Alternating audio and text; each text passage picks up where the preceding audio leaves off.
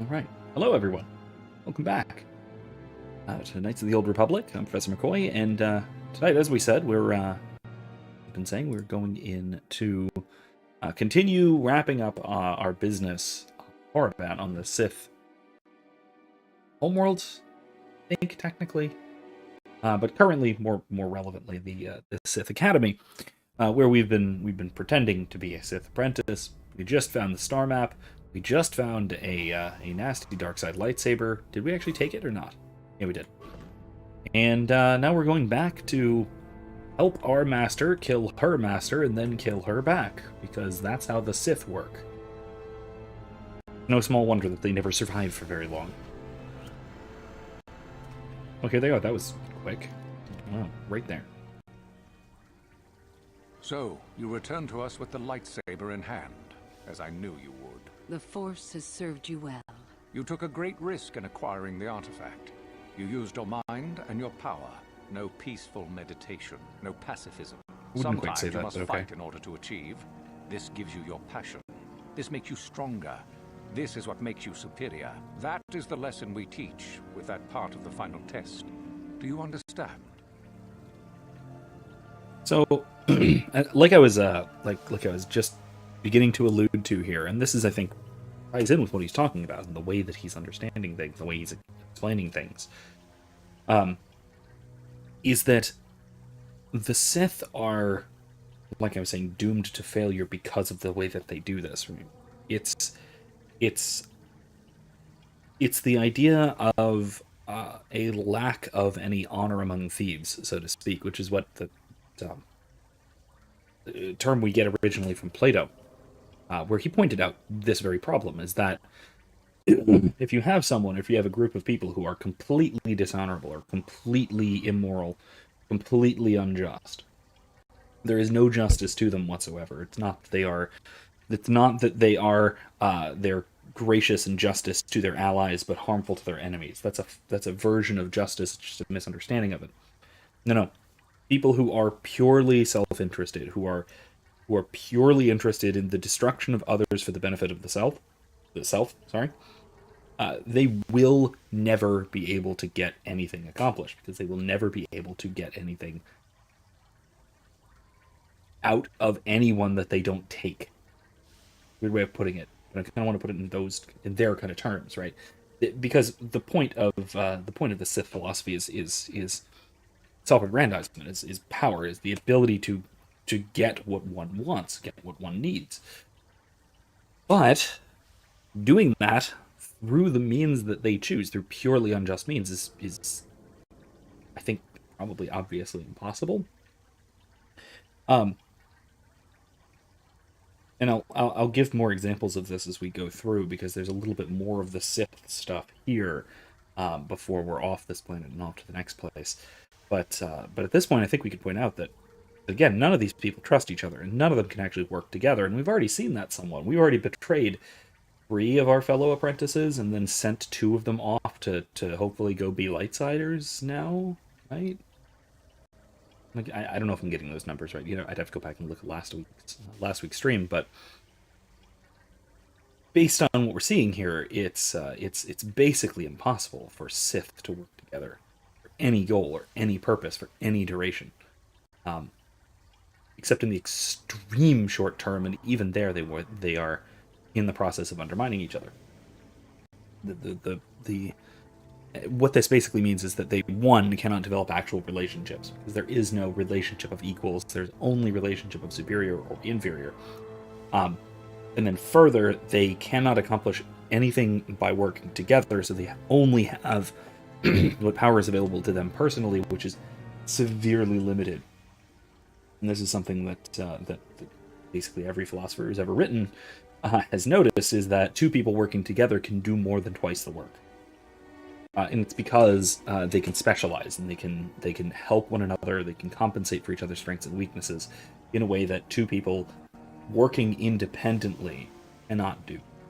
And this is basically the whole benefit of society, and the whole benefit of interpersonal relations, and the whole benefit of being social animals, which we are more or less by definition. At least at least to Aristotle, Plato meant it but didn't say it in those words.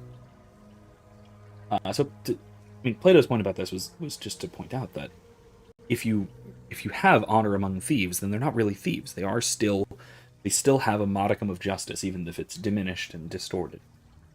You truly have no justice, no honor, you're not going to get anything. You're not going to be able to do anything. It relates. Looking at the new D&D movie is subtitled "Honor Among Thieves," presumably because the group of the party in the movie is mostly made up of criminals. So I don't know, chaotic neutrals, putting it in D&D terms, maybe chaotic evils, maybe one or two, maybe there's a smattering in there, but it's people who do not take social relationships as paramount or as paramount of paramount importance, but they have honor between each other, a certain kind of camaraderie and trust between each other, which is important, and that's how you can manage to, like, if you're playing D&D, that's how you can play a group of less than moral characters, whether that's neutral or evil, whatever it might be. That's the only way to do that, because if you're playing characters who are purely evil, especially if they're purely chaotic evil, you can't. You don't have a party. You have a bunch of psychopaths who are undermining each other as much as they're trying to fight the enemy, and you'll get a TPK really quickly. So let's see.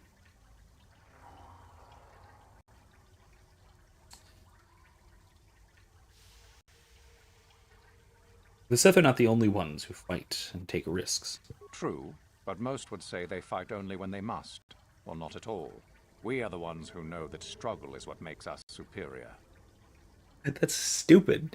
This is another point, is that struggle in the sense of especially win-lose interpersonal competition, that this is almost necessarily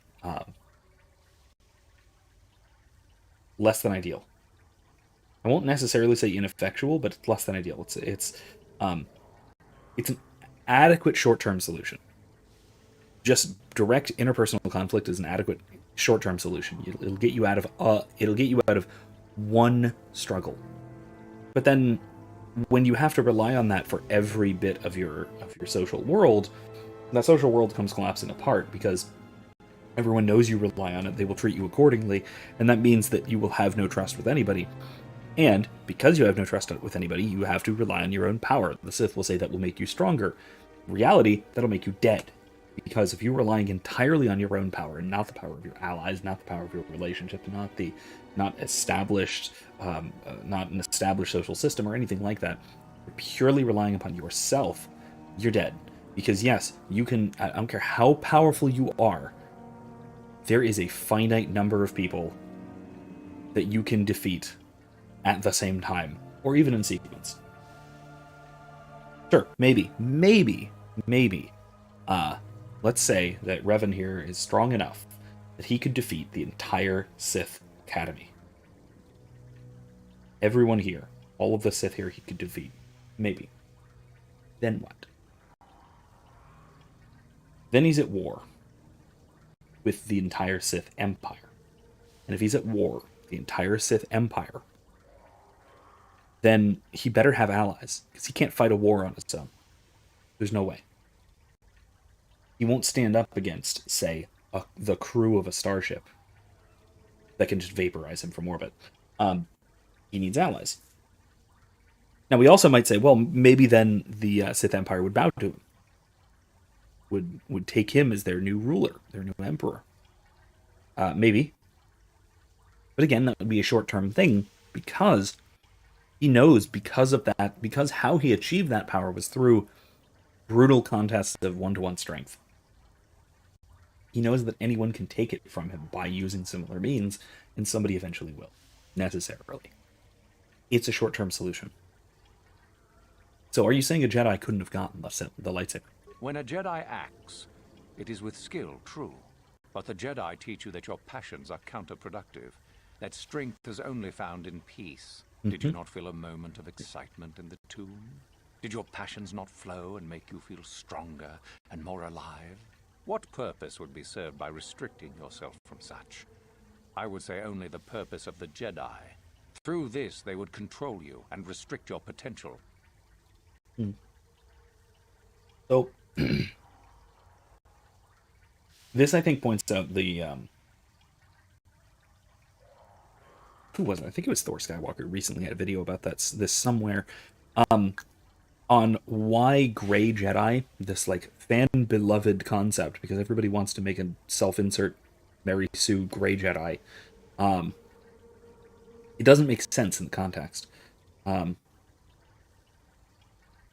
if I can find a video on this that he made. He made some really good points here. I'll put it in the description and in the Discord afterwards. But I think this points out why you can't have a kind of middle of the road, split the difference kind of gray, not quite light, not quite dark side Jedi or Sith or whatever, or Caesar, because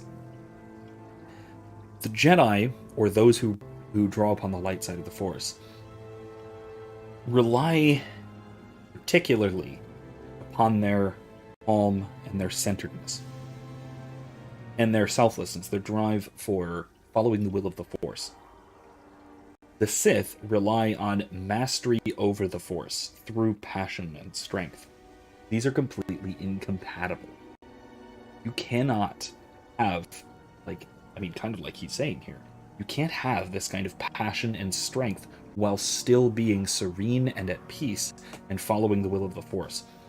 The two are contradictory to one another, so you can't have a little bit of one, a little bit of the other, because that is the weakest possible path, and you won't be able to do anything. And this is, I think, this is why we hear in Empire Strikes Back, where Yoda says that the dark side is not stronger; it is quicker, easier, and more seductive, because achieving strength through one's passions is pretty easy. You can get, just think about this in real world terms. You can get yourself really amped up and ready to go just on the basis of anger. Whereas being at peace and then being able to do something through the kind of calmness that allows, being able to think things through and act appropriately and act effectively, that's really hard to do. But it can be at least as effective, maybe more. So,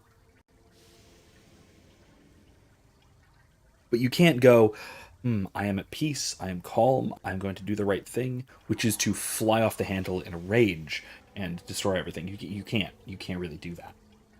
It just doesn't work. All right.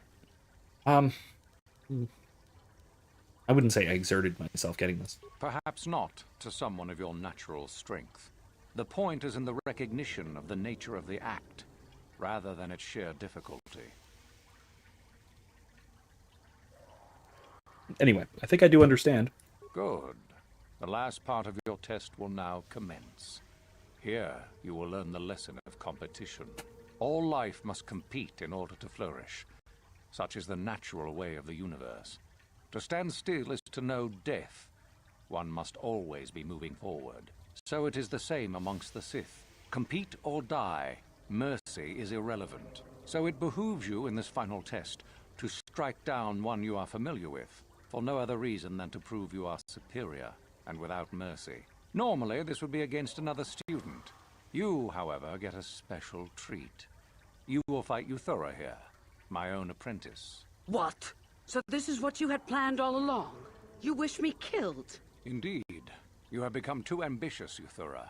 It is time for you to die, and someone more talented to take your place. No. It is time for you to die, Master. My pupil stands with me. Oh, is this true, young one? You wish to join Euthura in her foolish scheme?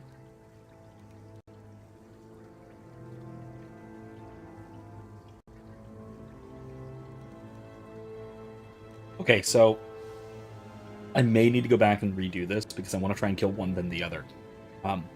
First of all, because that's the Sith thing to do. Second of all, because it's honestly still somehow the smart thing to do, because I do want to just dismantle this academy as best I can. But this also brings up another interesting, I think, at least mostly interesting point about Sith philosophy, and this also brings us to the 2,000 years forward to Darth Bane and the Rule of Two. Notice that there are three people here, and that for Sith, who are personally ambitious to a fault, that's a problem. Can't have three people on anything like an even footing, because two of them will always, without exception,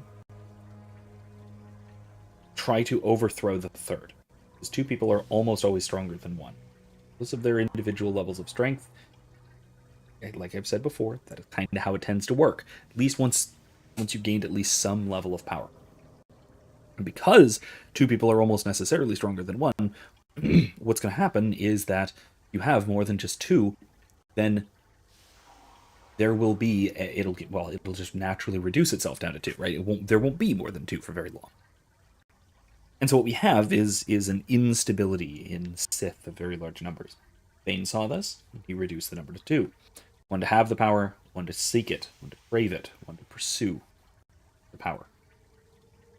And pursuing that power means that what you're doing is the apprentice is seeking to supplant the master. Interestingly, how you usually find this works is that the apprentice, the Sith apprentice, and this is throughout the prequel era and before, the Sith apprentice will try to find a new secret apprentice and together overthrow the master. This is what Palpatine did with Maul, overthrew Plagueis. This is what Plagueis did with Tenebris with Palpatine. This is what Vader tried to do in The Force Unleashed. Galen Marek, his secret apprentice, tried to overthrow Palpatine with the help of a secret apprentice. This is what Dooku tried to do with Ventress. And all of those attempts failed, but, well, the attempt was there. All those latter attempts against Palpatine failed. And realistically, oh god, excuse me. This is even what Vader tried to do with Luke. At least in Cloud City, he said, "Join me, and together we will overthrow the Emperor."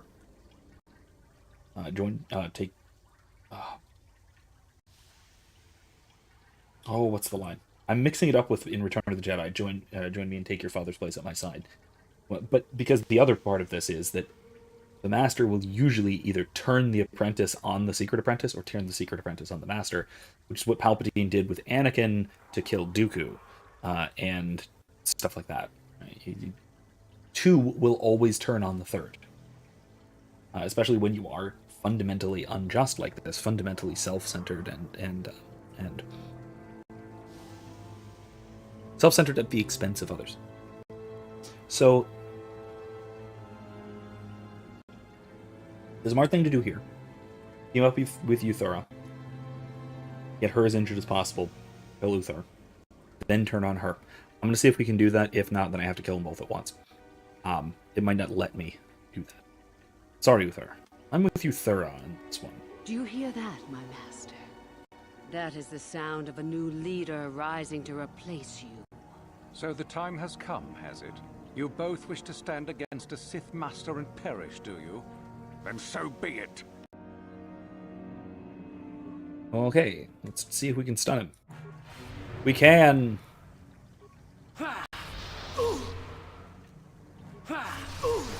Wow, okay, this is...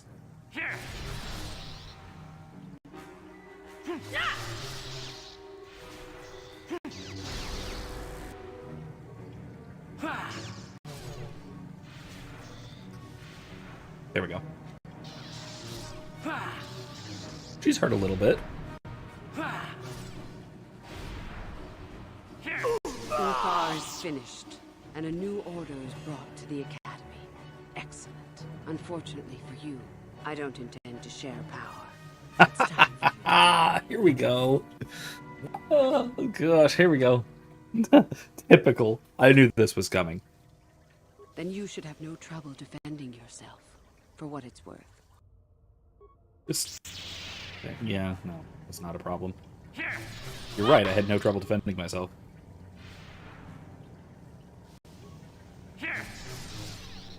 Oh my god. my god. I yield. You are too strong for me. Gather your hatred and strike me down if that is your will.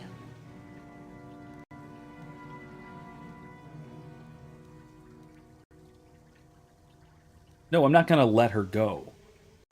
Also not gonna have. I mean, I'm not gonna just. Yeah, no problem with that. Die. No, I have no other choice. I'm sorry, because again, this can't be out of hatred. I need to. I'm trying to weaken the Sith as much as I possibly can, because that is absolutely the right thing to do here. Then it ends here. I get dark side points for that, really? You serious? She's still alive? Why is she still alive?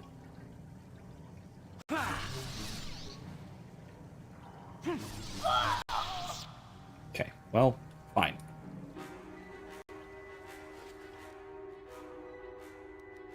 I didn't use, like, any of them. It's like the stims or stuff like that. Okay, let's go. Now, here's the other thing. Like I said, supposing when I do this, what do I have to do now? Like, what happens next? Because realistically, if I don't leave, like, pretty close to immediately, I'm in for a world of trouble. Because there are a lot of other Sith that will definitely challenge me after this. And yeah, maybe I can fight some of them. I don't think I could even hope to fight off all of them. But even if I could, again, then I have an entire empire to face. The entire situation. This entire situation, let me put it this way, it only works because this whole thing only works because I am immediately planning to leave from the Sith and not like try and take my rightful place as Lord and ruler, anything like that, because it wouldn't work. The only reason this works is because I'm fleeing, because I'm actually here, finding something in particular and then assassinating something. That's it. You're a hopeful rival to show. Work together. It was killed. You have a holocron. Yeah, I have a holocron. That's right. Still has been captured. We'll be back. Let's cover the last thing of that. Any General Herodon fans? No, I'm not going to go and kill him. Jolie. I'm going to keep talking to Jolie. I'm sure he has more to say about this. Canderous probably as well. Johnny has more to say anyway. Okay. Okay, then. I'll be sure to go speak to all three of them. Back to the academy, then back to the fort. Get the heck out of here. You there. How is it that you're leaving Naga Sadow's tomb by yourself? You went in for your final test, didn't you? Where is Master Uthar? I don't know what you're talking about. You lie.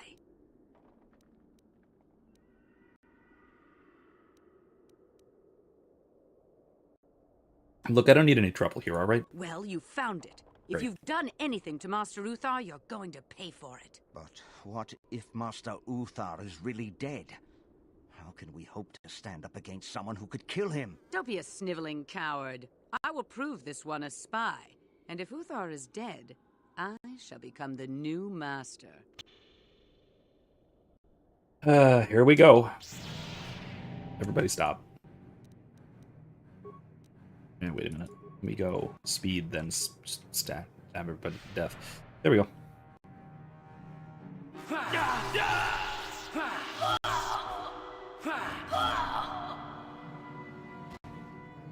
Wow. Okay, maybe I could just wander through here.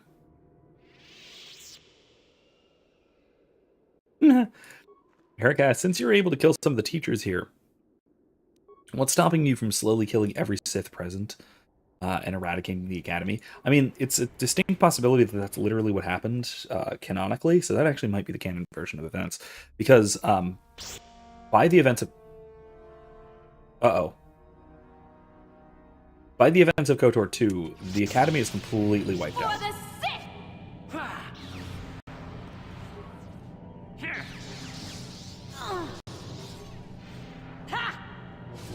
There is no Sith Academy anymore.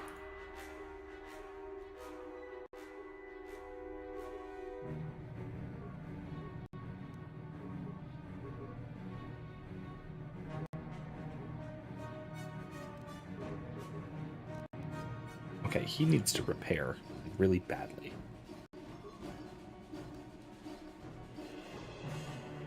And then just gravity.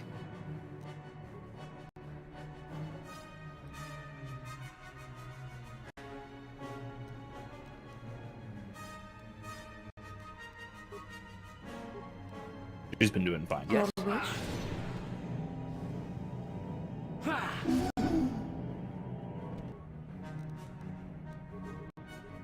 That is what a Jedi can do. Wait, where even is That is what a Jedi can do. where's Oh my. He's nowhere in sight.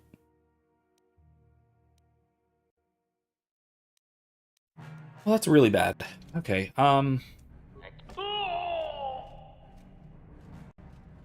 he's also really slow. This is bad. It's very bad. Yes. Poor bastard. What? Okay, let's go catch up to HK, because he's going to be having a bad day real soon. Okay, he's down. He's down. He's not quite down. He's not quite down.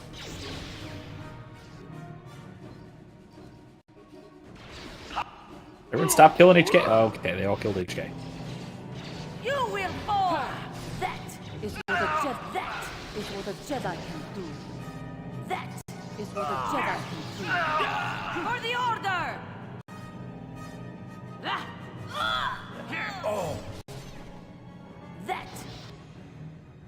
is what a Jedi can do. That is. Yes, I am apparently just cutting through everyone, which is fine, I guess. Ready.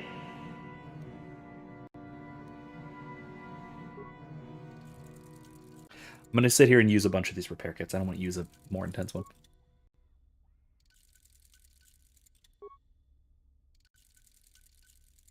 I have time out of combat. Your wish? What? Okay. Now, I want to go back here, because there's loot.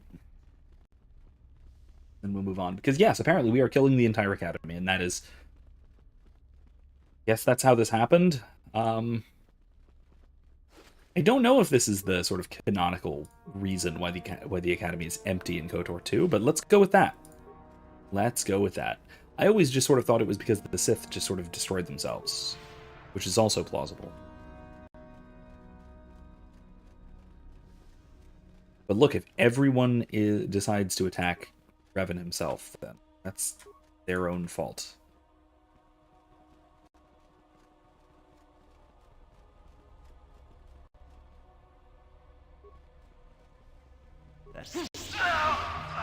Oh my god.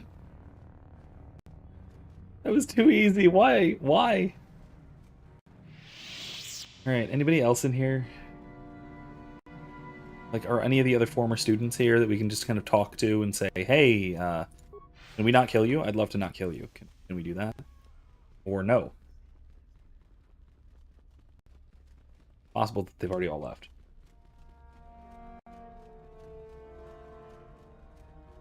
Looks like they've already all left. Something.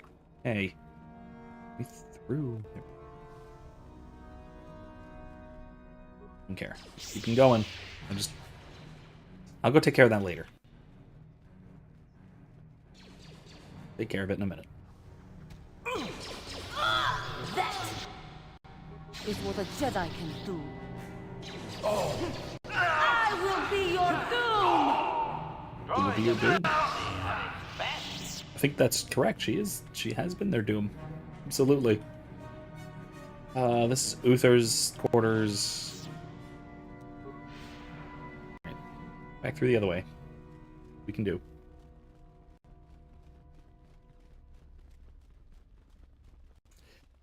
So you know that thing I said about, like, well, I guess I could just, in theory, kill everyone here?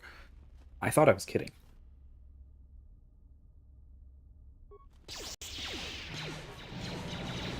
Genuinely thought that I was kidding. Oh! Force lightning to them all. Nasty.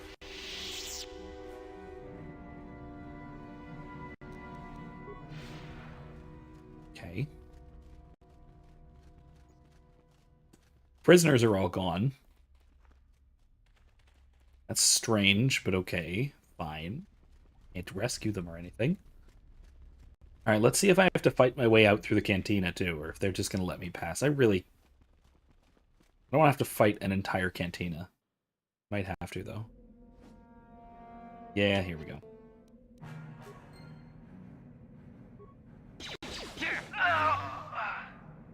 Just the one. It's the one guard, actually. Anybody over here? Anybody want to tangle? This is honestly not what I was expecting. I completely forgot about this. I forgot that I was going to have to kill everything. Basically kill the planet. Oh no, okay. Everyone's fine here. How are you? Heard a disturbing rumor, Hainchar. A hunter matching your description is reported to have slain a crate dragon on Tatooine. Please tell me it wasn't you. It was me, why? I'm not mean to pry, Hainchar, but the crate dragon's a fierce and deadly beast, a monster even one of your power would be smart to avoid. If something should happen to you, if you were injured or even slain by such a beast, then Malak will never be toppled. I can look after myself. I suppose if there were anyone in the galaxy you could reasonably expect to survive such an encounter, it would be you, Hainchar. But if you're going to continue with such reckless escapades, I strongly recommend you stock up on weapons and armor from my inventory. Let me see your premium items then. Any of this that I actually need? I kind of want to get more thermal detonators because they're amazing. Armor. Have it. No. Better.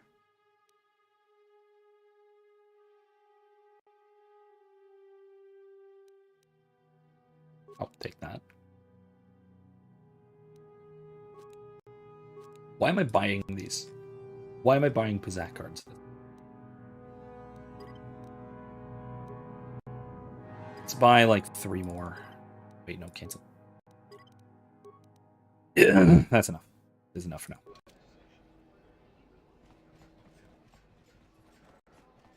All right. Well, I guess that's it for Korriban, isn't it? Zerka. Don't need to deal with them, really. Yeah, I think that's it for Korriban. And that being the case, I think that at this point we are off to Lehon. Or the Starforge and its location on Lehon. After we switch out our lightsaber crystals, because tired of purple, go back to green. Switch hers to blue.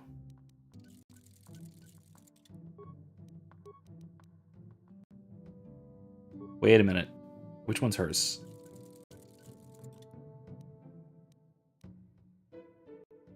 That's hers. This is Jolie's. Let's make his green. This one, blue. There we go.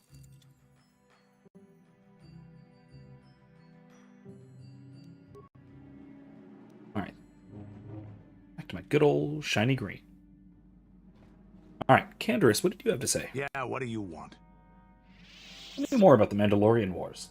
We fought against the Republic forces for some time, over the course of many battles. At the start, they were not much of a threat to speak of.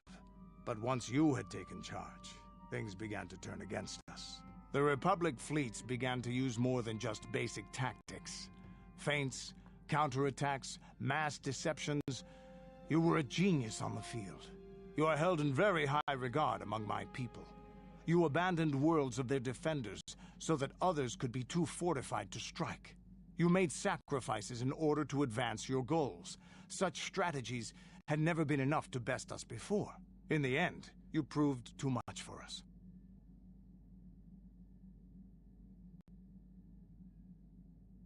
What about the Sith?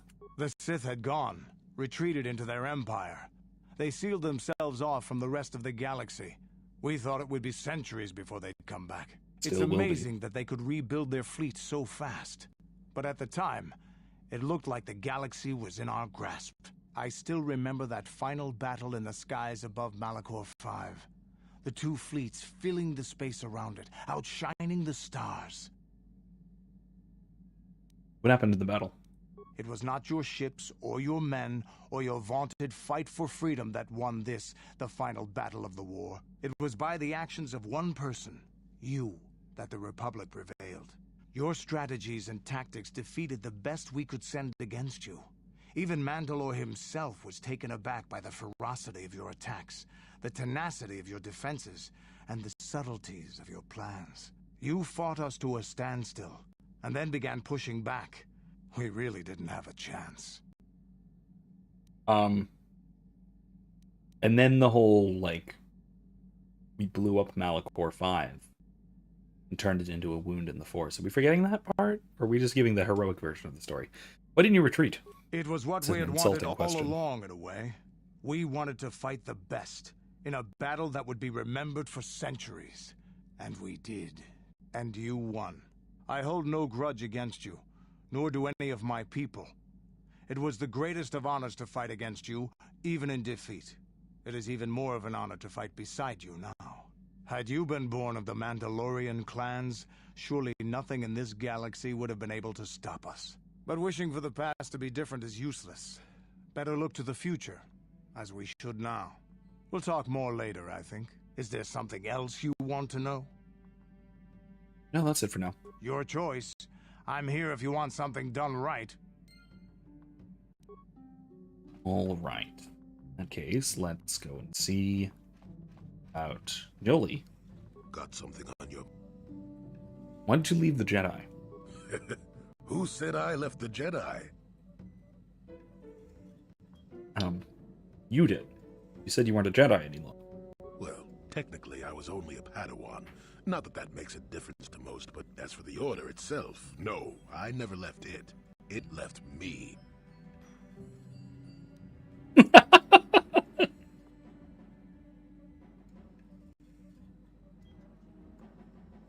It's about the dumbest thing I've ever heard. Oh, is it? There are moments when I think you must be much older than you seem, but this isn't one of them. You know what I hate? Well, lots of things really, but I'm old and easily annoyed, but that's besides the point. What I really hate are how most people view the Jedi. Everyone thinks that the Jedi are perfect, that they can do no wrong. They think the Jedi Council is completely incapable of injustice.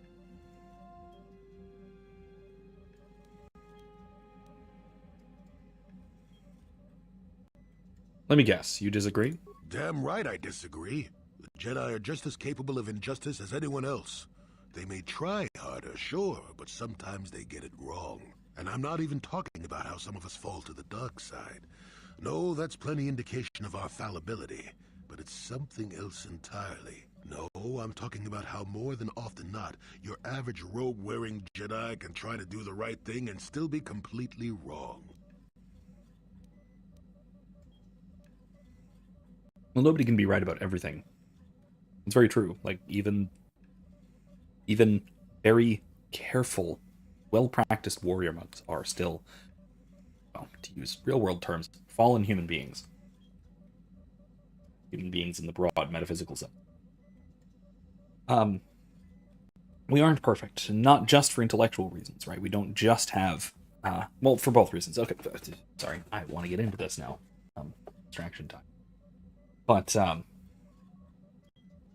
there are two major currents of thought, as to the origin of wrongdoing, wrong choices. There's the voluntarist side and the intellectualist side, and usually most philosophers will take some of both. There are some very, very strong intellectuals, like Plato, who just straightforwardly claim that to know the good is simply to do the good. If you know what the right thing to do is, you will necessarily do it, what you do is necessarily what you think is good. Oddly, this is very close to the statements of praxeology, von Mises, etc. It's not quite; they're not quite that far as far as Plato, but very close. On the other side of this, you have voluntarists, the most extreme of which would be people like William of Ockham, who would hold that you can know the good and voluntarily do otherwise. That evil comes purely from the will, from choices. You can know that something is evil and choose to do it despite it being evil or even because it's evil. Again, like I said, most philosophers will take a road in between here. But what Jolie is pointing out is that the Jedi can do both courses of action wrong. He, like most people, he takes a kind of middle of the road here, a middle path here. Ironic, given that he takes a sort of middle path with respect to the Jedi as well. But the Jedi can err both. I get the impression that what he's saying is not just in their lack of information, and I'm pretty sure that's what he's going to say next. I don't remember, but I'm pretty sure that if I say nobody can be right about everything, he's going to be saying not just wrong, but evil or something like that. Because it's not just about not having all the information or making the wrong judgment based on the information one has, but rather about choosing to do the wrong thing because you have other higher priorities or something along those lines. Right? Choosing to do something that you know to be wrong because there's something else that you want more than to do the right thing. So I think both of these, I think that's kind of what he's gesturing to, that both of these can be where actions can go wrong. So let's say nobody can be right everything. That's true, but it's not what I meant. See, here you go. I guess I'm not being clear, am I? Come to think of it, I don't have to be clear. Someone my age is entitled to ramble, damn it. But for your sake, I'll try to explain. I'll tell you a little tale about a Jedi master I once knew. Hortath, I think. Or was it Hortoth? I could never get it straight. Go on, I'll listen. Where was I then? Oh yes, Master Hortath. He was a kindly old Jedi who meant well, but the most nearsighted thing in the Corps, I swear. He would walk into walls, knock over tables, mistake apprentices for rancor beasts, that sort of thing. And he was too proud to submit to proper treatment. Some used to counsel him in the urge to use the Force, Master Hortath. Allow the Force to see for you. But he refused to believe that his eyes were failing. He simply squinted more and more as the years went on. The other Jedi resignedly passing it off as the amusing quirk of a compassionate old man. Go on. So I think what he's getting at is that that the Jedi are blind to their own errors, primarily just because of the pun, primarily because of pride, hubris, which is very similar to what we see in the prequels. This is the criticism that is leveled against the Jedi of the prequel era, and especially in Attack of the Clones, when Attack of the Clones? Yeah, Attack of the Clones, when Yoda and Mace Windu meet, to say that it's time to inform the Senate that our ability to use the Force is diminished. Because they're clouded by the dark side, they're too close to the Republic, they have all of these problems, and they're internal problems, the problems that prevent them from being who and what they ought to be as Jedi, and as individuals. So, go on. So, one day a young Padawan meets Master Hortath in the courtyard and, not knowing of his blindness, asks him for directions to the council. Quite sure of himself, Hortath gave the lad directions, which happened to lead back outside and away from the Enclave. The Padawan is confused, naturally, and he asks if Master Hortath is sure, and of course Master Hortath says that he is. The Padawan suggests that perhaps he should ask someone else, but the proud Hortath now feels insulted. He tells the Padawan to take the route he prescribed and no other. Rather dejectedly, the Padawan did as he was told, and so ended up leaving the Jedi Order forever. It was decided that the boy's fate was to leave the Order anyway, though whether that was out of respect for Hortath or because the boy went on to something else, well, we'll never know.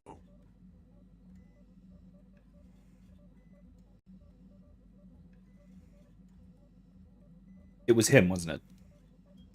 Or it's a made-up story.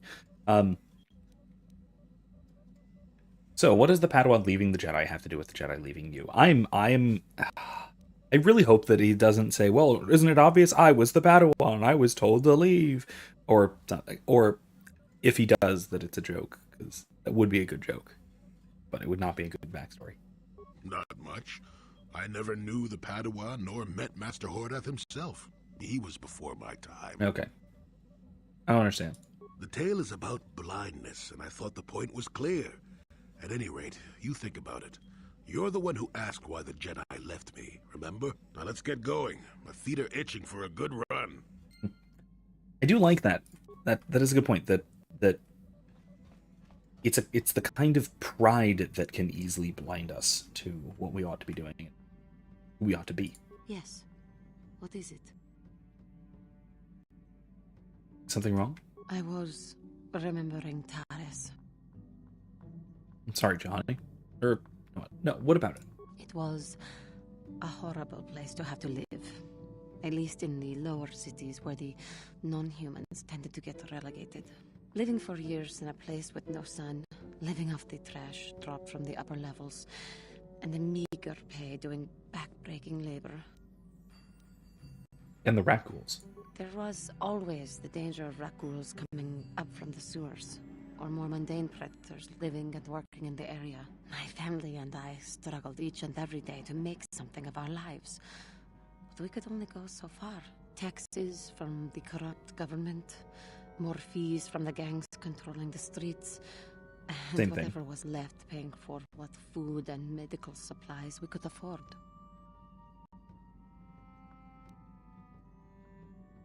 How could such a government last? By taxing people unjustly. She just said.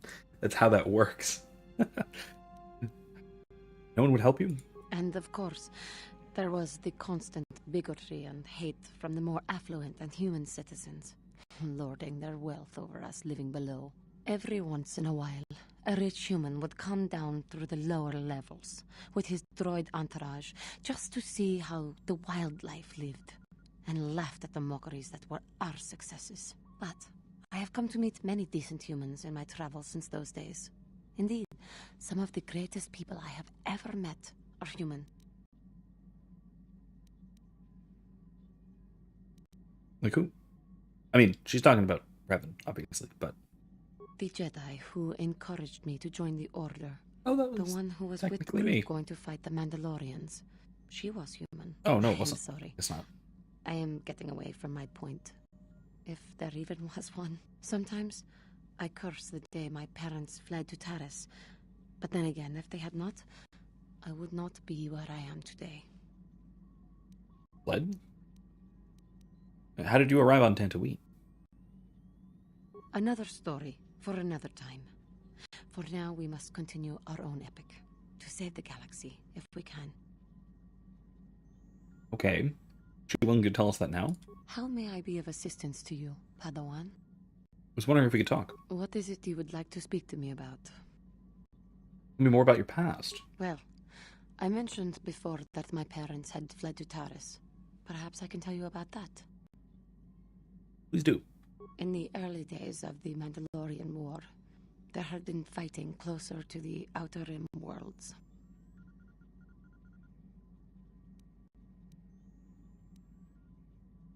Your people were in that region?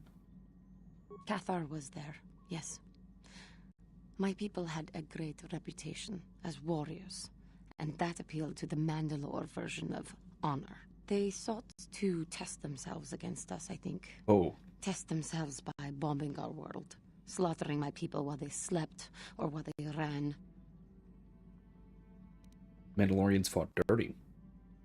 Which doesn't seem like them, but okay. They swooped down from space across the world, firing at anything that moved. They used ships in space to destroy all orbital facilities and bombard the surface. We did resist, and in spite of their violent attack, we did stave them off for quite a while. But in the end, we were doomed. Why did the Republic not help you? We were not members of the Republic. Cathar was beyond the edge of the Republic, in the Outer Rim. And besides, they could not have known. Our interstellar communications were the first things the Mandalores hit. All other short-range communicators were jammed. We were on our own. We knew what was coming. We had fought the Mandalorians in the first war against Exar Kun and the Sith. We knew there would be no mercy for us. The most we could do was pack the few of our people who survived onto what few ships remained and send them off into space as fast as they could. Most did not make it.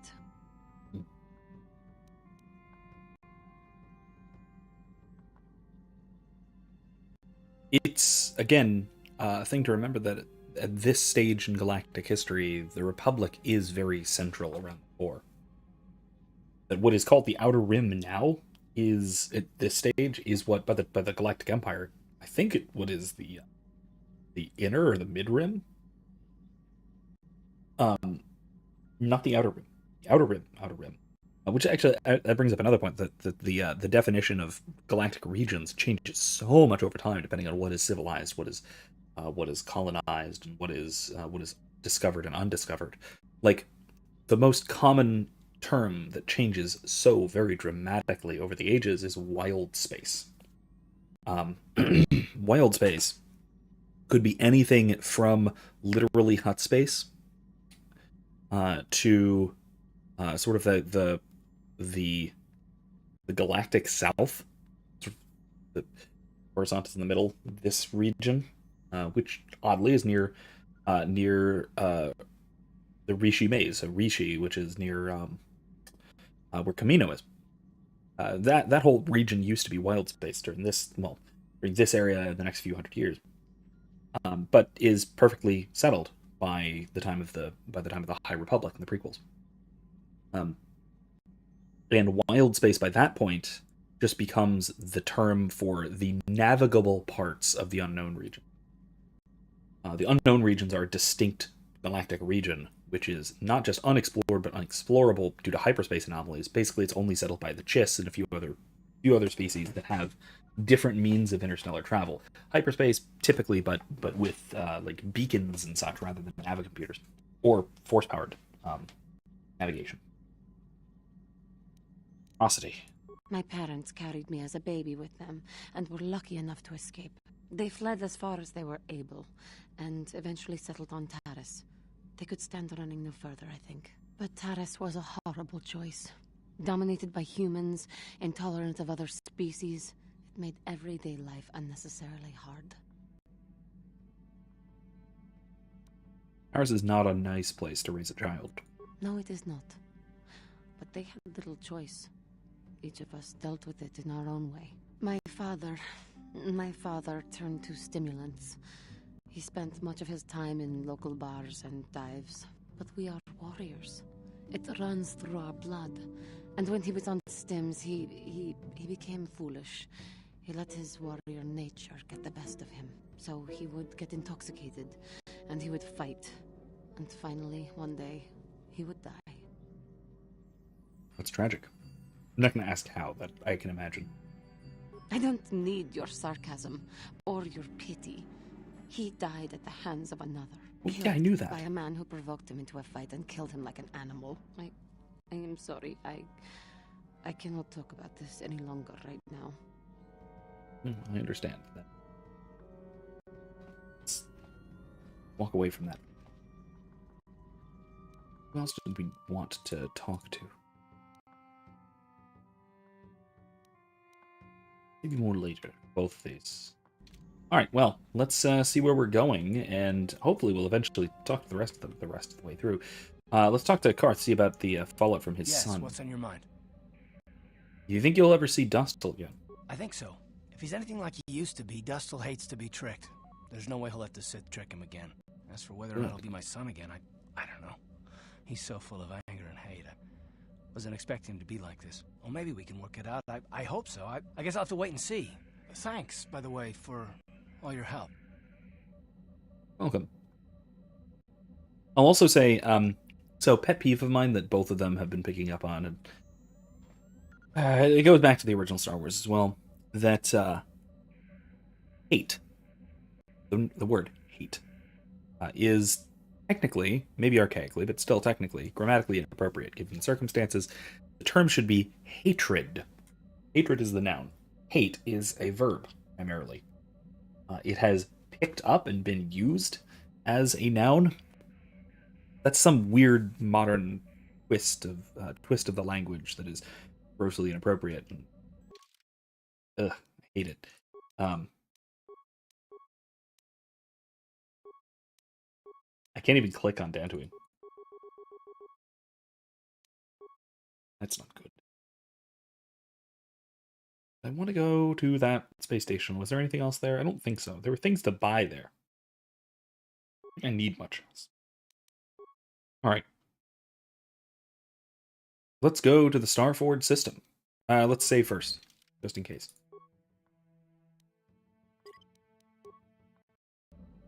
In case we need to go back for anything. I don't think we do, but let's go. We have 2 out. There's a very small chance that we might actually finish this game tonight. Very small chance, though. Leyhan is quite long. The planet, that is. The Starforge is around it.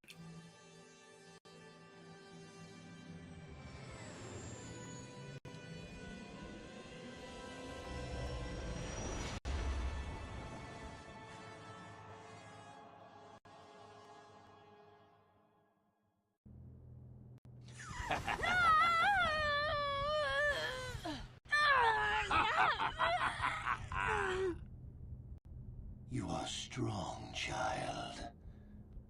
But I will break you. I'll never fall to the dark side.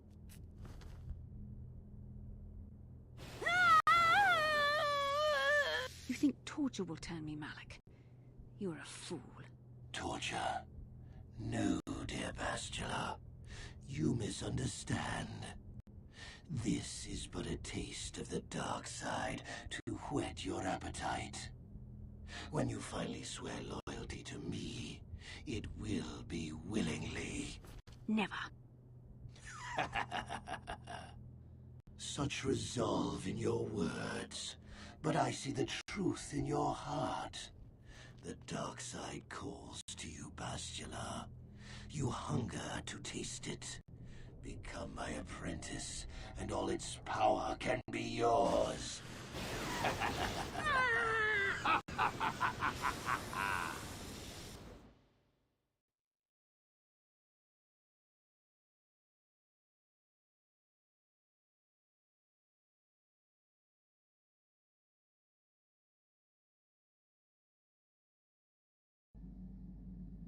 The Starforge. I've never seen anything like it. I'm transmitting these coordinates to Admiral Dodonna. Maybe a quick strike by the Republic can cripple the Sith fleet. Message is away. Now we can just wait for the Republic to show up. We should be safe here. We're outside their sensor range. Small vanguard of Sith fighters coming in hard. Someone needs to get on those gun turrets. Take those fighters out before they report our position to the main fleet. I assume that is a direct relationship or call to Jan Dodonna of from the Rebel Alliance. Almost 4,000 years later.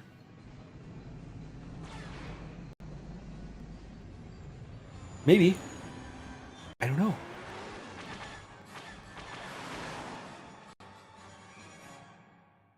Incoming fighters.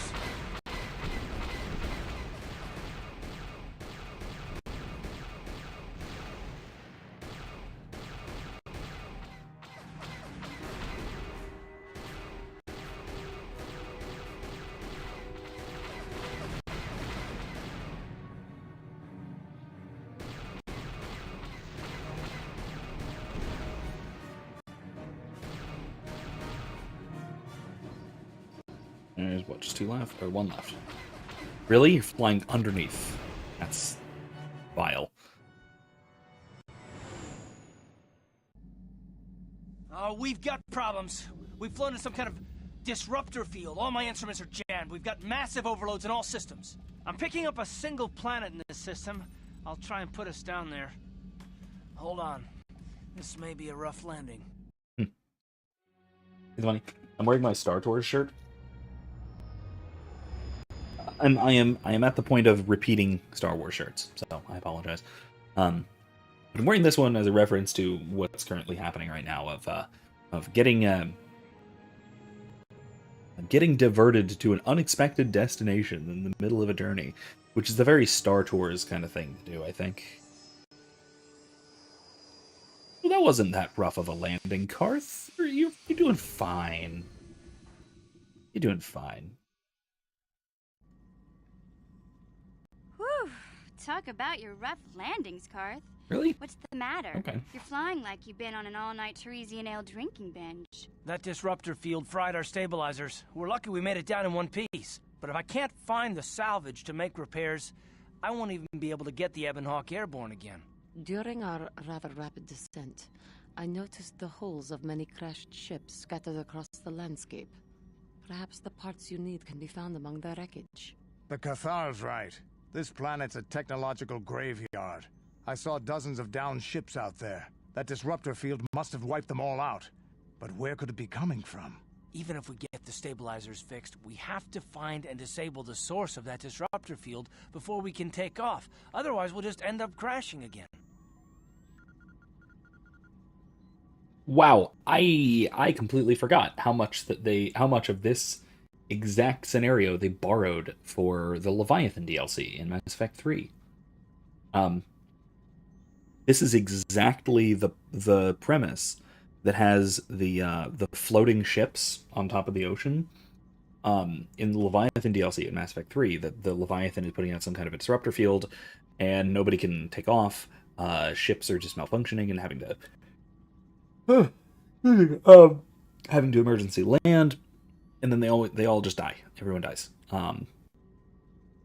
Usually either starve to death or become enthralled, and then Shepard naturally goes underwater and finds a Leviathan with help from Karth. Oh, I mean, sorry, Kaidan. They're definitely different people.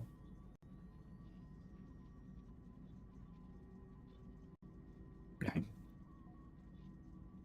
Kaidan isn't just a self-insert fanfiction character written by Karth is definitely not just a self-insert fanfiction character written by Kaidan in his awesome Star Wars fanfiction called Knights of the Old Republic. That's my headcanon now. Anyway, I'm kidding, but neat theory. Anyway, so I wonder why the Sith ships aren't affected by the disruptor field. They must have some kind of protection against it, but the Republic fleet won't. We have to find a way to disable that disruptor field, or the Sith will slaughter them. T3's picking up massive power fluctuations on the ship's sensors. They seem to be coming from some type of large stone structure to the east. It looks like some kind of ancient temple.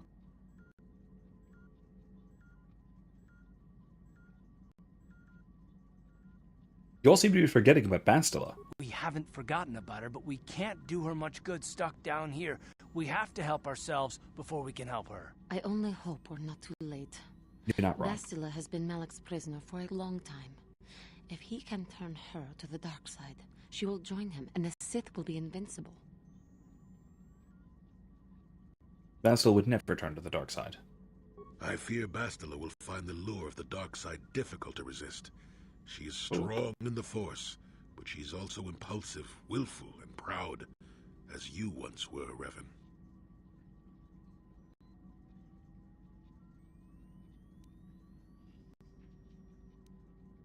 I hate both of these answers. Where is the power of love shall save her? Which is actually where the plot goes. I guess, don't call me that, I'm not Revan anymore. I guess, sure. I'm glad to hear you say that.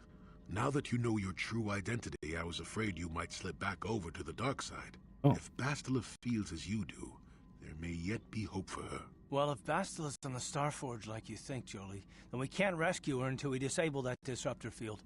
The sooner we investigate that temple to the east, the better. We can probably find the wreckage of a downed ship along the way. And if we're lucky, we can salvage some stabilizers from it to get off this planet. I hope everything works out as smooth as you make it sound, Karth. Well, so do I, Mission. So do I. It's a little bit odd that the interior of the Starforge, a massive space station, seems to be made of stone.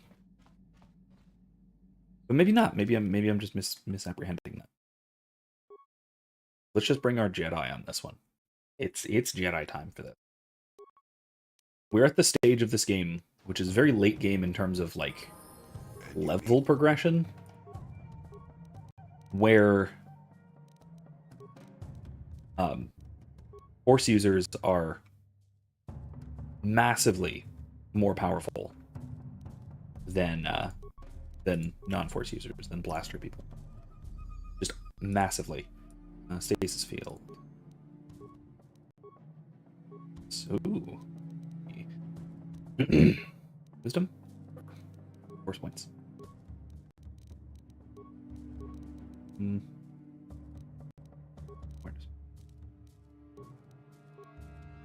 And probably speed, yeah. That too.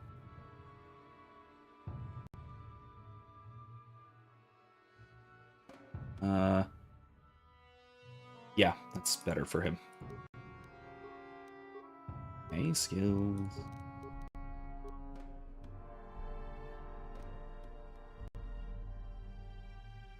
No. I don't want Force Storm. Requires level 18. Darn. Better lightsaber throw, maybe? Why not? That'll work. So close. So close. Wow, they are like 2 levels behind me. That's crazy. Alright, let's go searching.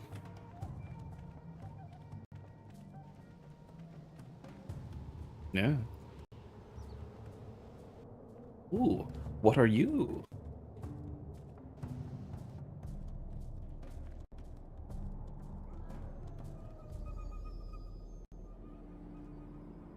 Oh, hello.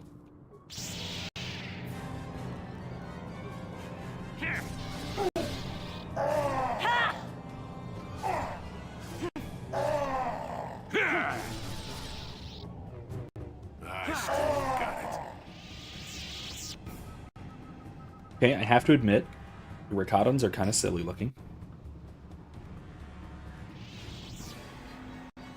Why are there more of them? You guys didn't come around the corner already.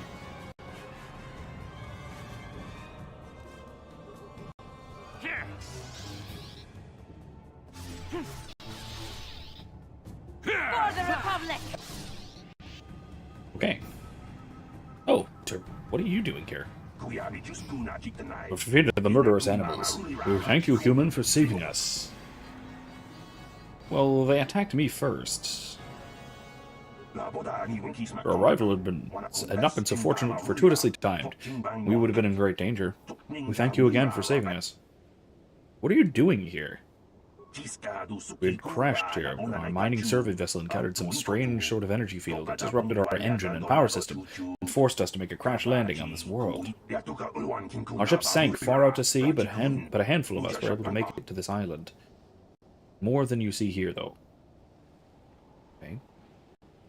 Where are the rest of your companions? Many have been killed at the hands of the locals. A few tried to swim to one of the closer islands, but we have not heard from them in many days. Of the 10 of us who remained here, we 2 are the only remaining survivors. The native creatures killed the others? They attack any they come across. They are barbaric savages who feast upon the bodies of the dead. The only beings who crash here that can hold them off are the Mandalorians, and we dare not go near them. We know of their depredations too well. Are Mandalorians here? Yes, there are, more than you might think, although they may just be because they aren't killed as easily as we are. With their weapons, they raid and kill other survivors, and can fight off the natives as well. They seem to have some sort of invisibility or light-cloaking shield that hides them until they strike. Tell me of the natives. We're a little beyond what we've told you already. Savages who eat the dead and attack anyone on sight. If we were not for them, this world might almost be habitable. But we cannot delay here longer. The longer we stay, the more either the Mandalorians or these natives will find us and kill us. Why don't you try and get to one of the other islands? We believe that would be the best choice. The others have not returned, but it may be because they could find no way to. It would be worth the risk rather than stay here and face certain death. I thank you for one last time, human, for saving us. We shall remember you and hope that, should you escape, you will tell the Republic of us that are stranded here. Yes, we will do that. Let's, continue deeper into this island full of barbaric natives and invisible hunters. Hello there.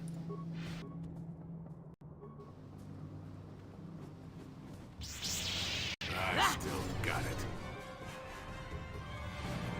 That is what a Jedi can do.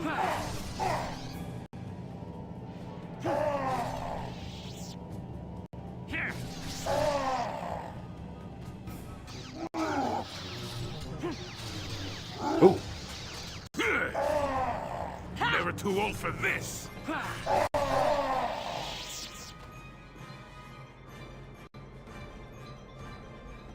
maybe I should be having Jolie do the stunning, but it's probably fine. Probably fine.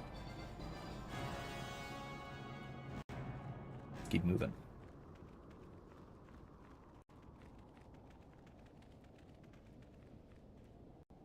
Wait, Gizka?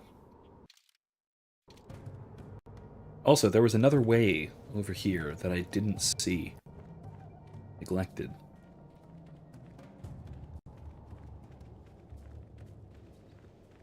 On the map. Here we go. Where does this go?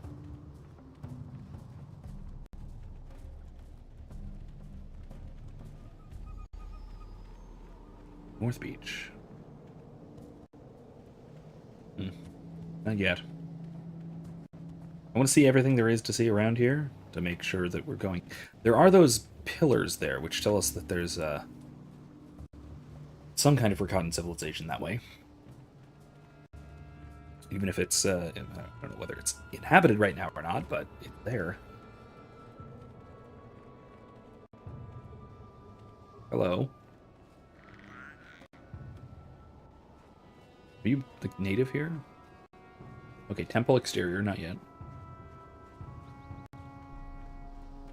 Then that's where we need to go. And that's a dead end. So let's go to the North Beach. Go down southwards to the North Beach. Or I guess north to the North Beach. I didn't realize that was...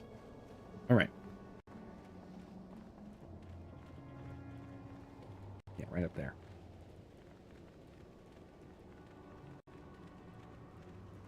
Yeah, this is a very Star Wars, or Star Tours-y plot twist. Oh no, you're stranded on a desert island due to starship malfunctions and poor piloting skills. Whatever shall you do to survive? Well, I don't know. Leave Karth at the ship, probably. I like Karth. No, I like Karth as a character. But like I said before, at this point in the game, if you're not using Jedi, you're underpowering yourself pretty severely. Oh look, Rancors. Lay your weapons, interloper. We're not here for battle or blood. We bring you an invitation from the one great champion of the Ricotta. Ricotta, the one? What are you talking about? Wait a minute. Do you understand these creatures? You must have learned their language when you came here in search of the secrets to the Starforge. Back when you were still Revan. Yeah, neat. You have used strange magics and weapons to slaughter our raiding parties, interloper. We have bathed in the blood of fierce Ricotan warriors. Your power and skill in battle has impressed the one. He wishes an audience with you, a great honor. Come with us now, and we will take you to him. Who is the one? What's going on here? The one is the leader of our tribe, the great champion of the Rakata. He's feasted on the flesh of many foes. Come with us, and we will take you to him now. Okay, take me to the one. Or, if we gotta fight, we gotta fight out, not in. I guess.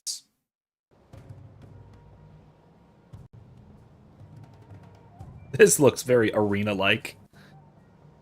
He's gonna duel us, isn't he? Right.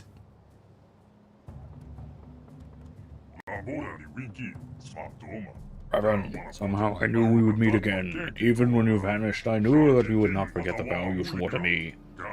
When my scouts told me of a great warrior from the sky, slaughtering our raiding parties with mysterious powers and magics, I knew that you had at last returned. I slaughtered 2 raiding parties. What are you even talking about? Vow? I don't remember any vow. Your words are confusing. I recognize you. You are the one called Revan.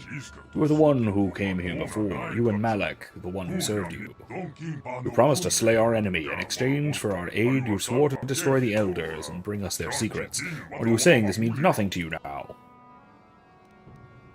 I'm sorry, I don't remember any of this. I believe you, Revan. I sense there is something different about you, something that has changed. You are not the same as you were before. Yet the power of magic, what you call the Force, is still with you. You can still destroy the Elders and fulfill your vow. What was this vow, exactly? You vowed to kill the Elders and bring us the secret knowledge they protect. In exchange, we promise to use the lost knowledge to help you enter the Temple of the Ancients. When you vanished, we thought you had forgotten us, or been killed by the Elders. Now that you have returned, our alliance still holds. Destroy the Elders, and we will help you. I'll help you, but you have to answer my questions first. I suppose that if what you say is true, that you cannot remember when you were last here, then you must have many questions. Very well, Revan. I will help you to understand, and then you will destroy the Elders' tribe and fulfill the oath you swore to us long ago. Am I doing the voice? Am I doing too much of the voice? Is this getting irritating, or? Sure, it's fine.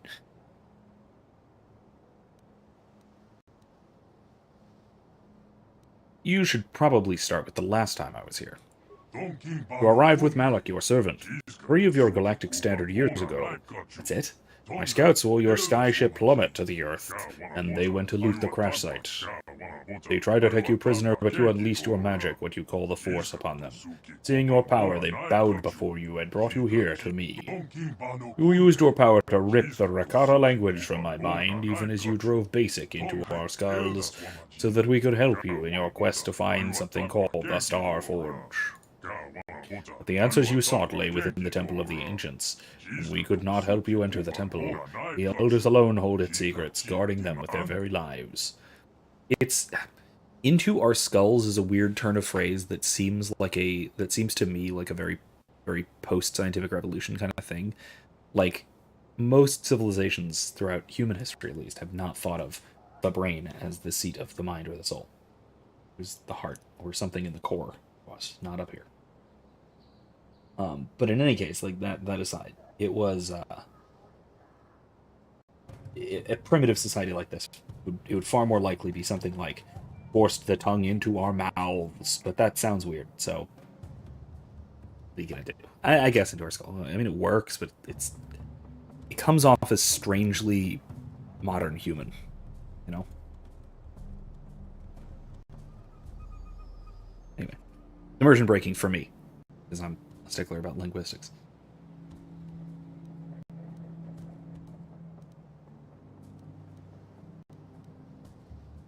Tell me about the Temple of the Ancients. There is little I can tell you about the temple. I know the secrets of our ancestors are contained within, but the temple itself is barred to us. When last you were here, you and Malak sought to enter the temple. You sought ancient knowledge and a way to escape this world within its stone walls. But only the Elders know how to bypass the barrier that surrounds it, destroy them, and bring back their secrets to us, and we will help you enter the temple. That was our agreement. Tell me more about the Elders. The Elders guard the ancient secrets within their compound as the knowledge of power and magic, including the knowledge of how to enter the temple itself. I have lost many warriors storming the gates of their compound. They use weapons of light and fire against us, and not even all war beasts are strong enough to breach their defenses. Sometimes we can capture an Elder when they venture forth from their compound, and we have learned something about them. That is how we know they guard the ancient secrets. But no matter what tortures we inflict upon them, they will not reveal their secrets to us. They fear the knowledge they themselves guard, and they will never willingly surrender it to us. I need parts to repair my ship. That I cannot help you with, although we have recovered many strange devices from the sky ships that crashed to the Earth. Their use is a mystery to us. As a show of good faith, I will allow you to search the stores of our tribe and take whatever you find. In exchange, I know you will destroy the Elders and bring the secrets they guard back to me.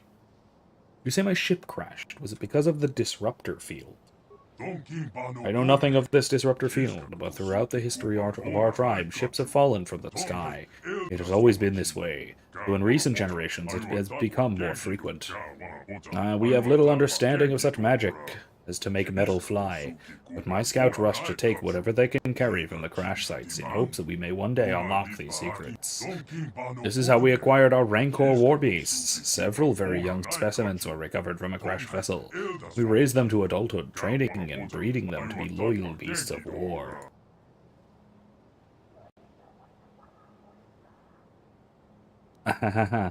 Wink. I will kill the elders and bring you their secrets. I see you have not changed much since our last meeting. I am confident you will not betray us this time. The compound of the elders is to the south, beyond the temple of the ancients. From torturing the few elders we have captured, we know something of what lies beyond the gates.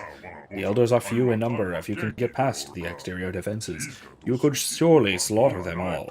Then you can bring us back the knowledge they guard.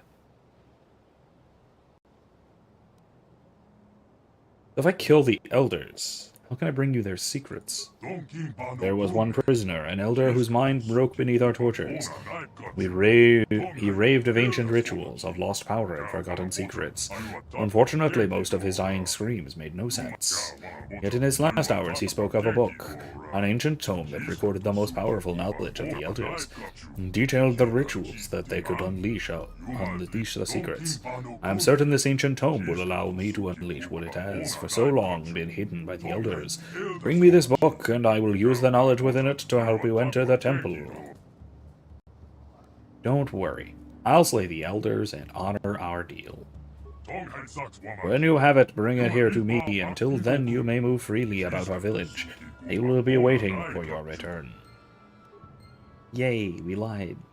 Can I just... No, I'm not going to do that. That's a very bad idea.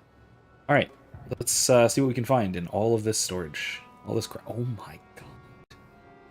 Oh my god. I will take all of everything here. This is absurd. Arts, computer spikes. Jesus. More computer spikes. Sensor probes. Demolition probes. What in the world? I'm not going to use the lever. I don't want to unleash a bunch of Rancors. That's probably a bad idea. Wookiee Warblade. Tons and tons of grenades. There's no way they know what they have here. They would so be using those grenades if they could figure out how. Parts. More stims, more parts. Stims, construction kits. Sith Tremor Sword. You were bleeding. Man. Master Robe. Let's check out that Master Robe. He needs that. She's got that.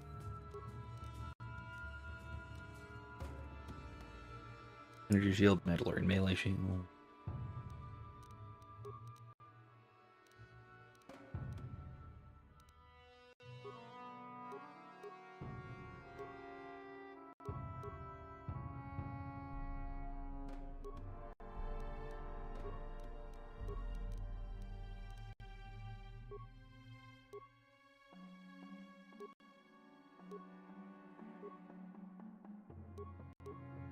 No, that's great. That is fantastic.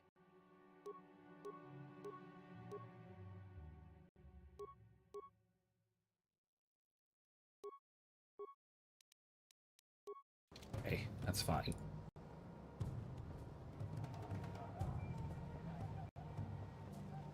All of those things. Are there more over here? That was a lot of junk. Good lord. Okay, there's only one way out of here. I didn't get a new stabilizer for the ship, which is a little bit disappointing. Man, this is one heck of a big concourse. This is massive. Hello there. they're much taller than I usually picture them. Like, look at this. Their eyes are at eye level, and then there's all that extra head.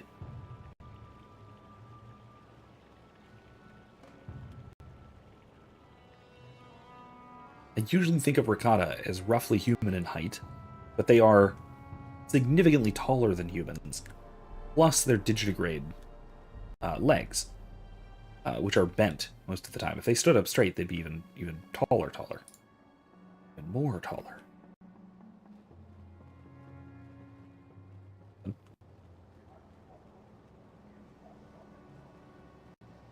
It also could be, though, that they are... Lore Master, we were interested. Okay, there's Lore Master. Where's he?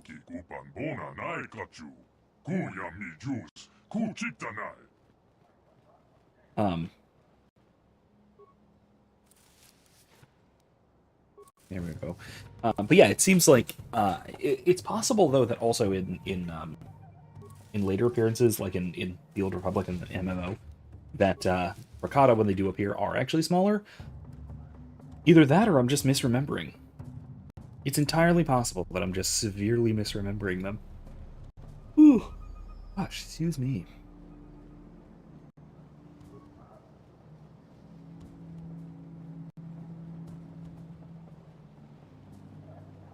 Who's Luo? Luo, huh? This is actually a very similar layout to the Sand People. They're little enclave.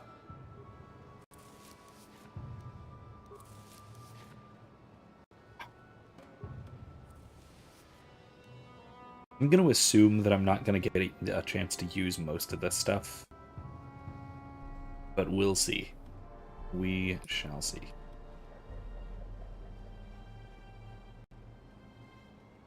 I also kind of love that they're not getting mad that I'm just basically looting everything that they own. Absolutely everything. And they said I could. They totally said I could. Lore Master Jersheshi. Oh, Jarsi. I guess it's Jarsi. Okay. It's not too bad.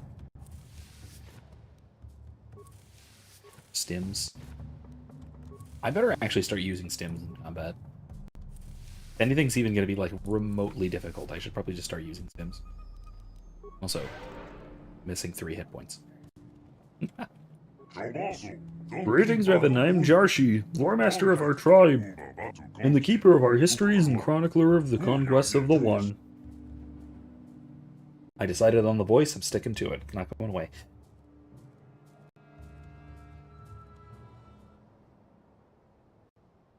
You're a Lore Master. What do you do? Memorize books?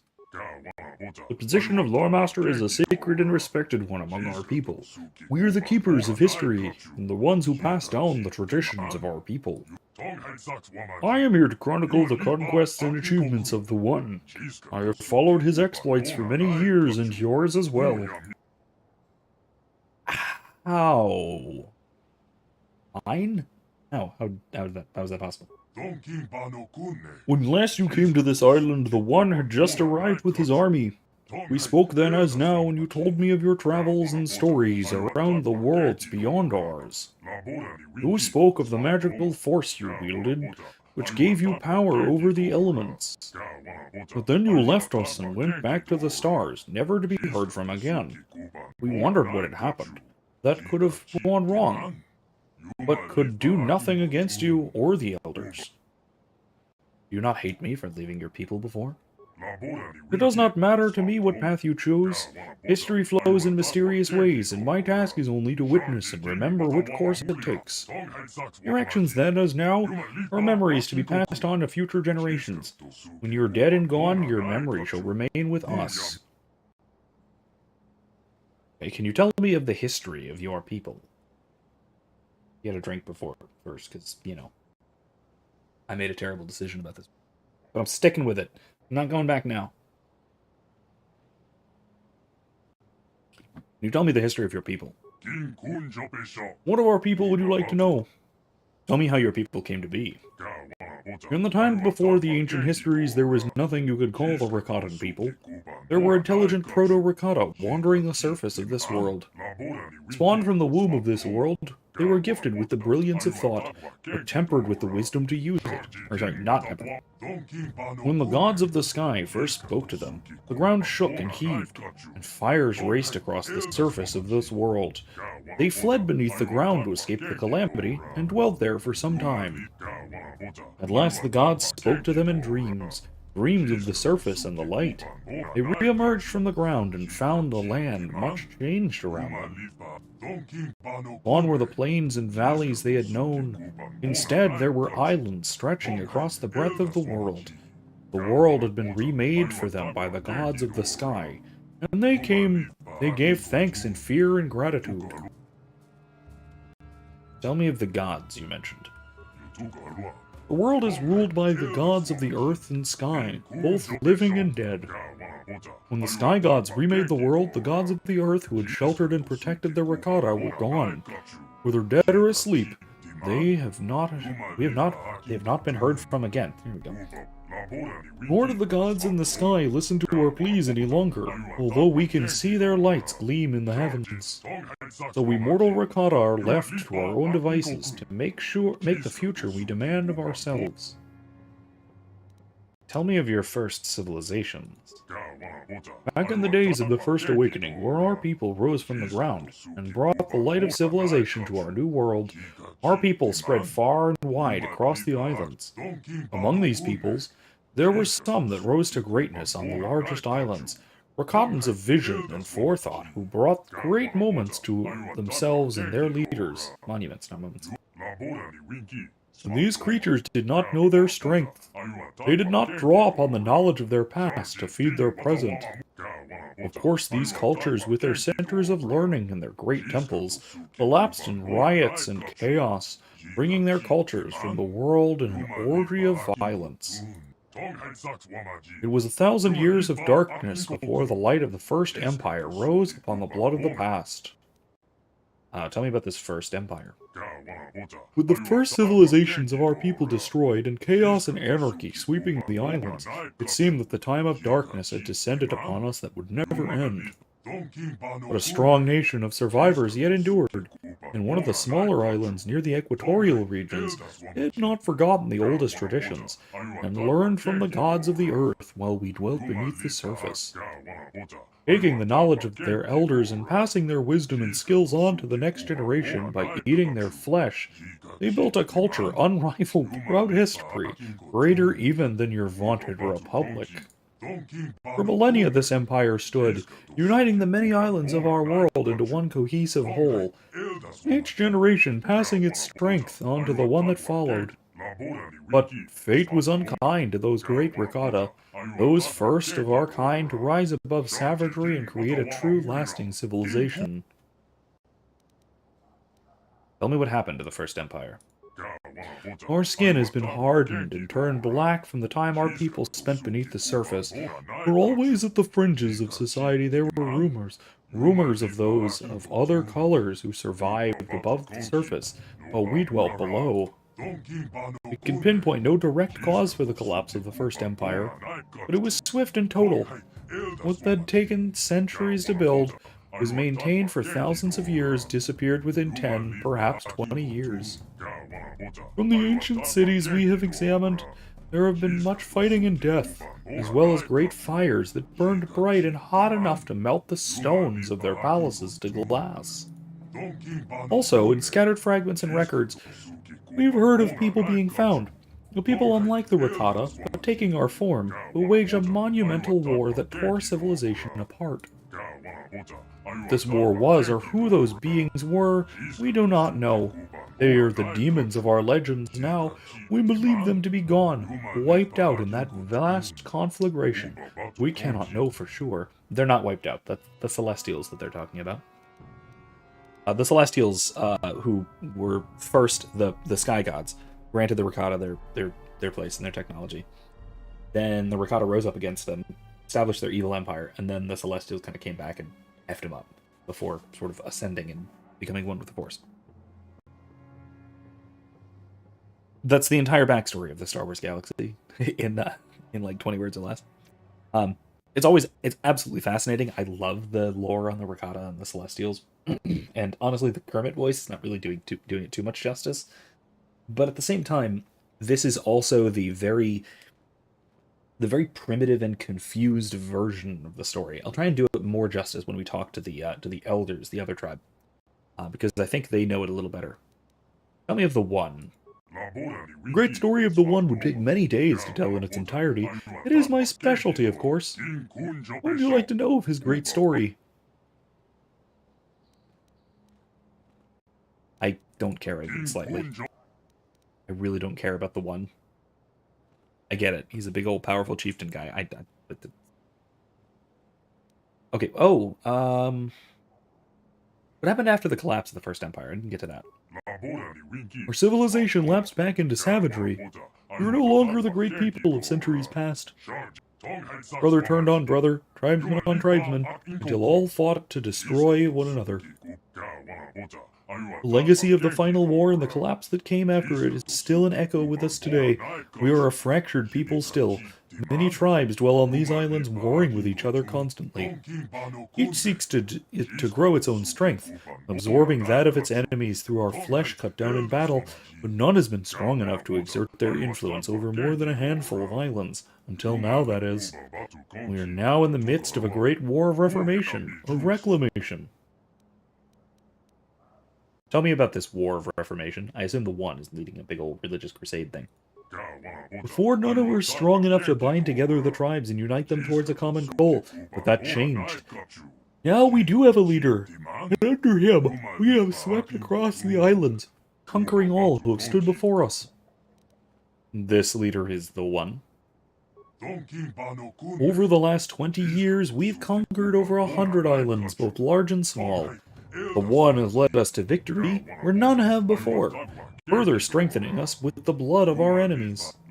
We've subjugated many tribes as well, their warriors joining ours in our great crusade.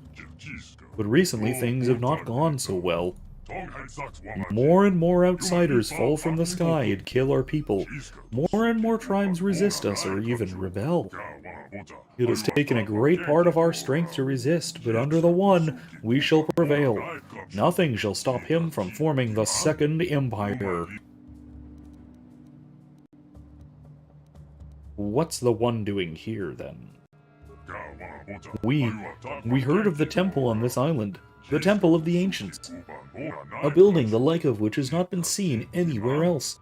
A place of great power, it was reputed, with great guardians as well. The One came here with an army to see this temple and seize it for our cause, but we were met with strange and powerful magics that have defeated us every time.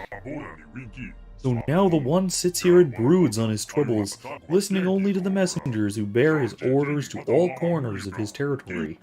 If only the riddle of the temple could be solved and its guardian elders removed, then we could consume their flesh and knowledge and bring unity to our people. It is my sincere hope as well that you could help us with our great task. So, eating their flesh. Cool. Cannibalism. Okay, bye. If you must, I shall remain here as I always do, listening to those who wish to speak, and remembering. I got 500 experience for all that.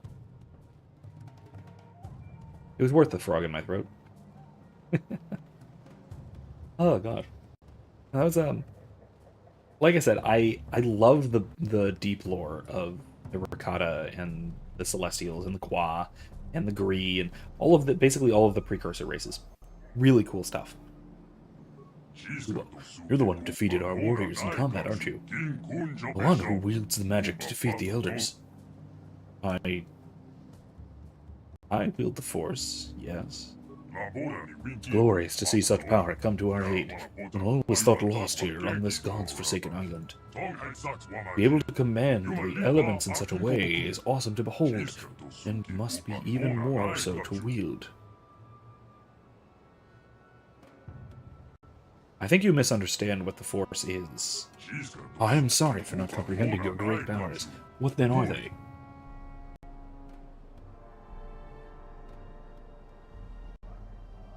The force is a power that flows from all life in the universe. Flows from life. It connects all living beings in the universe. All beings are connected through some sort of life force. You're truly great in your power and your wisdom. Can't wait to see what havoc your magics will wreak on the Elders. Okay, well, I thought I was getting through to him, but not really. That's an overly elaborate door. Alright, let's go.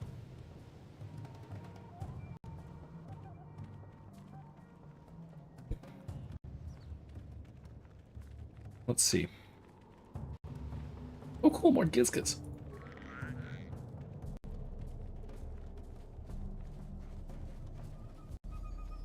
I honestly kind of thought that Gizkas only showed up here if you had them on your ship still. If you hadn't either sold them or exterminated them. I thought you basically brought them as an invasive species to Leon. But I guess not. I guess somebody else did that. Honestly, I do kind of love Gizkas, though. I mean, yes, they're creepy with their basically empty eye sockets, but they're also adorable. Super cute.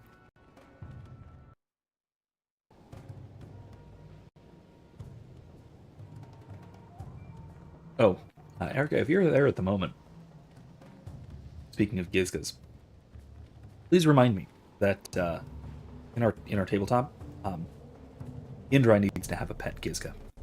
Probably his mascot.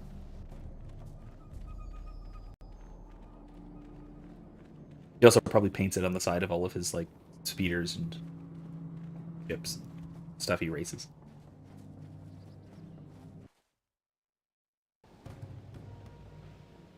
Alright. Now. Oh, wild rancors. Oh, God. Really?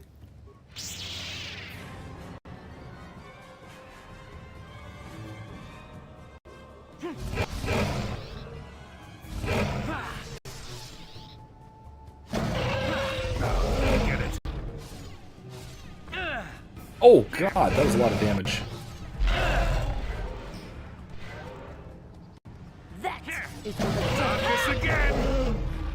No, let's wait. Let's please wait.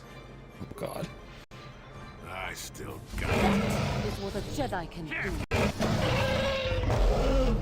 do. Can we like stop and take these one at a time?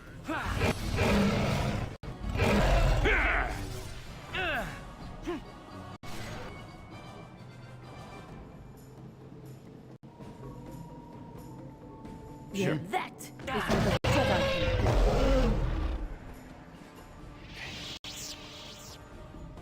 Okay, let's just take a minute, everybody. Let's take a moment and just not die. Sheesh.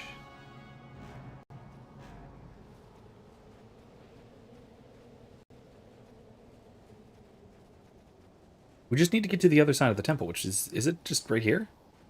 It's just right here, right? We don't need to fight our way through all of the rancors. I don't like fighting my way through all of the rancors. Okay, I think this is the right way. Kiss.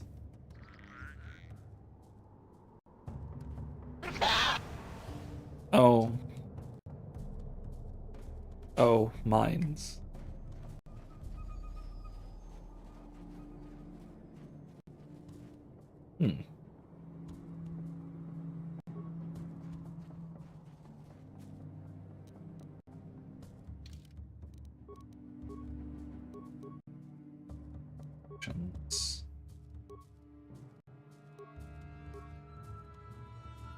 Demolitions.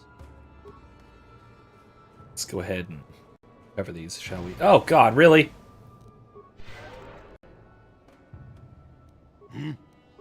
What is it? What?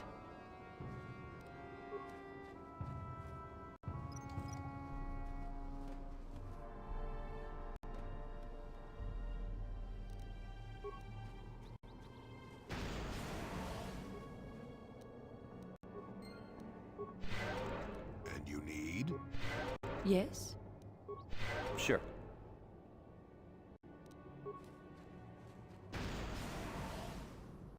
Why is it like this?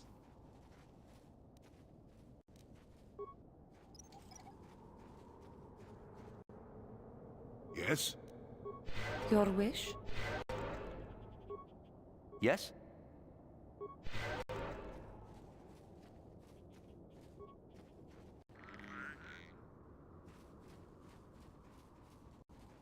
All right. Well, there's the ship.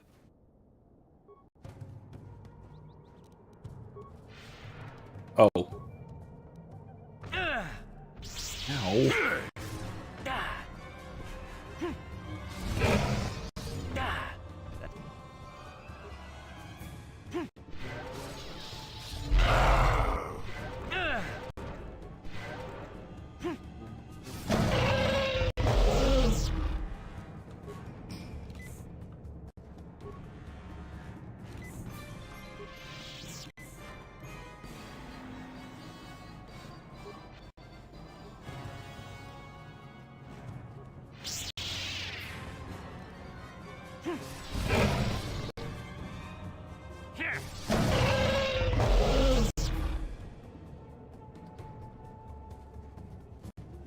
Okay. Yeah, this looks more high-tech. This is, I assume, this is where the elders... Okay. Here. Get a hole.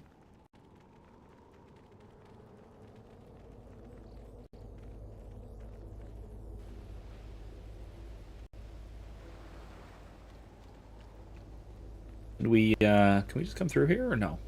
Oh, no.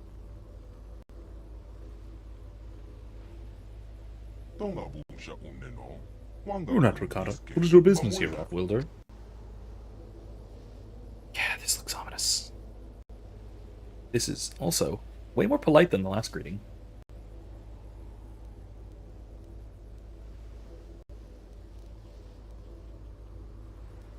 Who are you? We are the elders, and you will answer our questions. Who are you, and why have you come? I come seeking the Star Forge. You are Revan. The Council wishes to speak with you. You may enter. Thank you.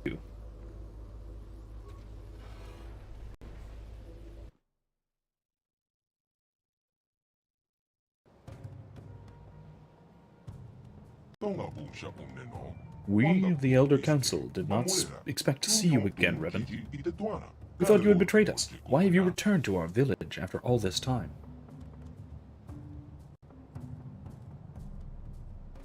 I spoke to you before. What did I want? Is this some kind of test, Revan? Some kind of trick? You came seeking our aid. You came in search of a way to enter the Temple of the Ancients. You claimed to be seeking a way to destroy the Starforge, and we were foolish enough to believe you. Unaware of your true nature, we helped you enter the temple.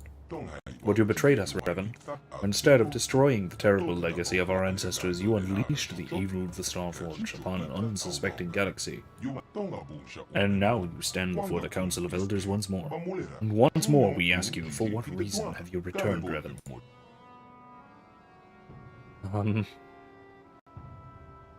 I'm sorry. I'm not good. As ironic as this first answer is, and as much as I love it, I'm sorry. I have no memory of our last meeting. Do you think we are fools, Revan? Do you think we have forgotten how you lied to us last time? Why should we believe you now? My mind was destroyed. All my memories were lost. It changed me. I'm not who I once was. They say that the experience of our past define us and make us what we are. If it is true that you've lost your memories, then perhaps you are changed. But how are we to know this is not some trick, Revan?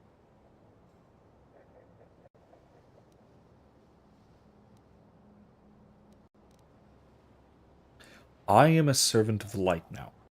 I want to make amends for the mistakes of the past. You say you are not who you once were, yet here on our world you repeat the pattern of your last visit. Like last time you've crashed here, like last time you've come seeking our help. How have you changed, Revan?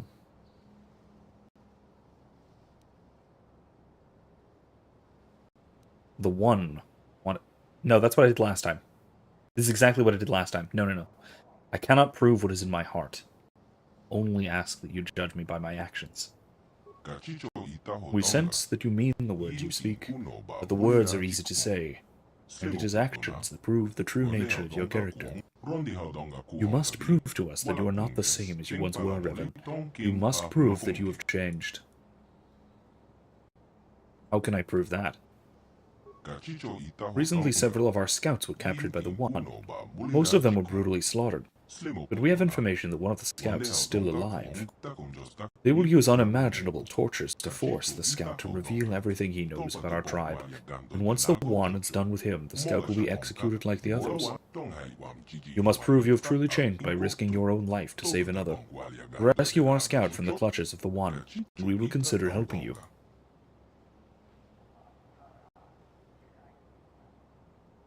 Maybe I can negotiate with the One to release your hostage.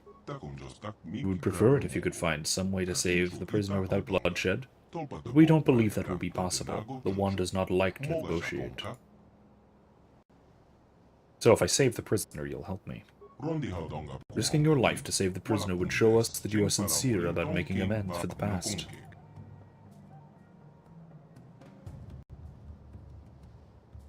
Okay, I'll help you, but I have some questions. We will tell you what we can, Revan. Do you know how to disable the disruptor field that caused my ship to crash? The disruptor field is one of the ancient defenses of the Starforge. A great generator within the Temple of the Ancient fuels it. You will have to enter the temple to disable it. I want to ask you about something else. We'll tell you what we can. I have questions about you, your tribe, your history, the temple. You should speak to Osra, the Keeper of History. He is located near the Great Computer on the far side of our enclave, but I will do my best to answer your questions. Tell me about your tribe. We are the Elders. Our ancestors were the priests of the Infinite Empire, the guardians of the temple and the keepers of technology. After the warlords unleashed their weapons of mass destruction and devastated the world, our ancestors knew we could never allow such technology to be used again. We sealed the knowledge of the destruction within the temple, and for the past 1,000 generations we've kept vigil here, ensuring the knowledge does not fall into the wrong hands. If you wish to know more about this, you should speak to Osra, the Keeper of the History. Okay, I'll go speak to Osra. I'll be back, excuse me, after I rescue that prisoner. The prisoner is being held in the chamber of the One himself. Return to us once he's free.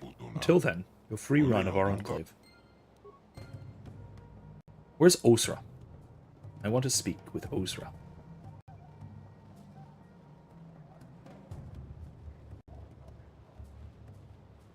They have droids. They're actually quite advanced. Especially for being, like, living in open air things like this. Weird how advanced they are and how, sort of, I guess, I don't know, schizophrenic their technology is. They have droids, but also they live in this, like, open air mega hut. Made of stone and whatever kind of cloth that is. A little bit odd. I mean, honestly, though, to be fair, that kind of thing is actually quite common in Star Wars. Having very high technology, but also having, you know, certain very primitive technologies. I mean, look at Tatooine. Anywhere on Tatooine is like this.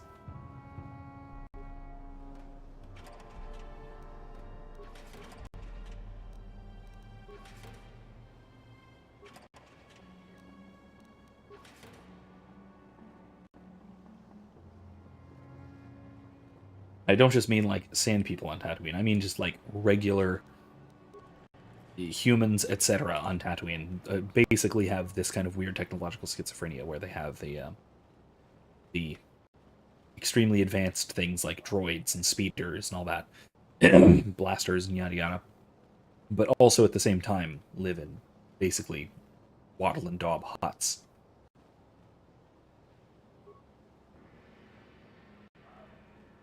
Hello. You wish to know more about us? Speak to our Keeper of History. I will do that. I assume that seems to be they are worshipping a statue of a Rakata. Or it could be a god that takes the that they depict as the appearance of a Rakata, maybe? I don't know. Researcher. Researcher Lua.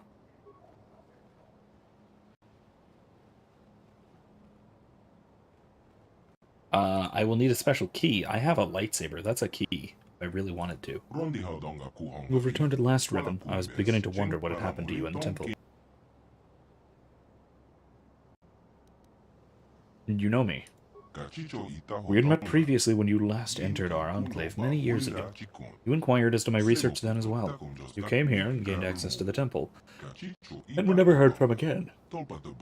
Some thought you betrayed us to the others. They were never able to penetrate our defenses. But if you will help us now, then time taken is nothing. Is there anything else you require? What are you doing? What am I doing? You mean the purpose of my research here? Yes, what's your research? As you may have heard from our historians, in our distant past we melded technology and the Force to create truly wondrous effects. But something happened somewhere. What happened? There are a variety of theories based on what happened. Perhaps we became immune to the effects of the Force from overuse. Perhaps our breeding habits rendered our species insensitive to it over time. None truly know. The only discernible result is that we could no longer command the Force as we had. Its power had escaped us. With its loss, our technologies could no longer hold us as far above the subjugated races we ruled, and our empire began to crumble. The races we subjugated rose up. Plagues swept our worlds. We could do nothing against all these calamities. In the end, only the members of our race left here on our homeworld survived. With rare exceptions. No Rakata can use the Force. Every once in a while, there is an individual born who has an affinity for the Force. Maybe not the ability to use it directly, but at least the ability to remain open to it. I believe this is a sign that whatever genes our species had that gave us the ability to use the Force are not completely gone. Perhaps when the ancestors of the current tribes fled beneath the surface, some retained this trait. We have been working for years to isolate this gene in an attempt to resurrect it in our species as well. We of the Elders do not have Force sensitivity ourselves, but by harnessing the genetic structure of other tribes, we hope to be able to breed the gene back into our species. You're capturing prisoners for their genes? You make us seem like monsters. Truly we're not. We capture them, yes, but only because the tribes have become extremely xenophobic and their millennia trapped on this world. They would not aid us willingly, and killed our messengers when we asked. We believe that if we get a large enough genetic sample, we can reintroduce a recessive Force sensitive genes back into our people, allowing us to once again access the heritage of our past. So, well, I mean, yeah, this is over the course of 20,000 years, give or take, so that's reasonable. I mean, reasonable time frame for evolution scale changes like this to take place. Not necessarily reasonable that you are grabbing people and scooping them up to use them for gene splicing. That's not as reasonable. But, you know. Me too. You came from a dark empire. I get it. Heritage. You mean the temple? Yes, the temple. It can only be entered by those sensitive to the Force, so it has been barred to us for ages. What we may find inside will allow us to lift the other tribes out of the barbarism into which they have fallen, and restore us as a productive force in the galaxy. I don't know how the Republic and the Sith would see you. That is a worry, but we hope that our good intentions will let them accept us. This time, perhaps we can redeem ourselves in the eyes of the galaxy and become a force of good. How close are you to finishing your research? We are quite far along, having had centuries to work already. With the arrival of another tribe on our island, we have been restricted in our movements to just our enclave. We've captured a few of their warriors, but the one that really interests us is their leader, the One. The One? What's special about him? Those with the genes we seek seem to be marked with a destiny that causes them to rise above others, as we did as a species early on. In hearing the stories his warriors tell of the One, we believe that he may hold some of the genes we seek. He may be nearing force sensitivity. Unfortunately, he and his people are too aggressive and violent for us to ever get close enough to study him. His corpse could not do either, as only a living, working body is of use to us. Maybe in time, though, the differences between our peoples will lessen enough that we may study one another and gain the information we need. What kind of information do you need? Genetic data drifts and changes over the many millennia we have been here. Specific data on exceptional individuals. Oops, I skipped one. I believe the temple, there would be information we seek, perhaps in old archives or scrolls. Maybe even in an ancient computer, if any are still functioning. This information would help us greatly in our work, and we would be very grateful to you for it. Is there anything else I can help you with? Tell me about research again.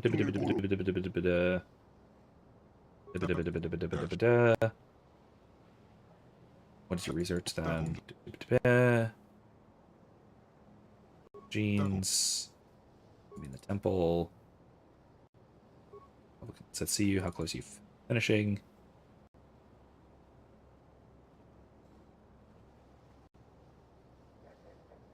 The one what's special about him. What kind of information do you need? Genetic data on drifts and changes. Oh, damn it, I already said this. Okay. That was all that. Okay, I'm guessing he'll probably say roughly the same thing, but at least relevantly similar. If it doesn't give me the option to go back. What do you know about the temple? It is ancient, that we know. It is guarded by advanced technology that only Force-sensitive races can penetrate. Recently we've seen ships coming and going from it, similar in design to ones that came at about the same time you did. Many years ago. Other than that, we do not know, although we would dearly like to find out. Is there anything I can help you with? No, that's it, I have to go. Very well, come and go as you please. Okay, so if we can manage to capture the one somehow, we can help the Rakata restore their force sensitivity. Hey, Bublin. Space is going well. There's a distinct possibility that we're about to re-unleash an ancient dark side empire upon the galaxy. That is the Rakata. Possibility. I'd say that's going well. Don't worry, it would be completely by accident. There would have been no way of predicting that they would be evil. Computer room. There's a computer here? Also, over the water. That is gorgeous. I love this.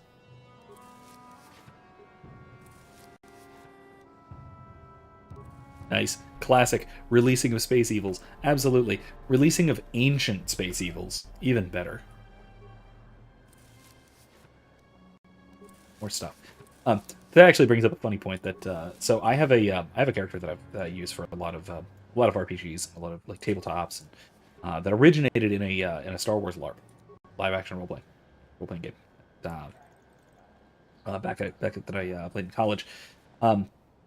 In most versions, at least in most Star Wars versions, he's a Corellian Jedi, and he has a thing due to some backstory stuff that happened in that game. Basically, every version of him has a thing about not trusting, like, ancient relics and ancient technologies, especially, like, powerful things. Too bad he's not here. User verification, user species, non-Rakata. Access to auxiliary archives is restricted to Rakata or approved servants. Slaves may not access the archives. I do serve the Rakata, how else would I learn the language? Logical. User speaks the language of the Rakata in order to serve them. User added to authorized list of non-Rakata. Notice, further information can be obtained from the archives within the Temple of the Ancients, downloading codes to bypass exterior energy fields surrounding the temple. My archives are ready for information retrieval and download into remote datapad storage. Please select a topic. That's it? That we can get in. We can get in. That's all it takes. Oh my god. Okay. Tell me about the Starforge. Searching error. No information on the Starforge detected. Information may be recorded in the databanks within the Temple of the Ancients. Okay. Tell me about the Temple of the Ancients. Searching, retrieving information. Temple is a sacred place of ancient secrets. All the dark mysteries of the Rakata are housed within its stone walls, which pulse with the living power of the ancients. Only those who command the Force can enter the temple. None among the Rakata still have this ability, though the elders are seeking to breed a Force-sensitive being.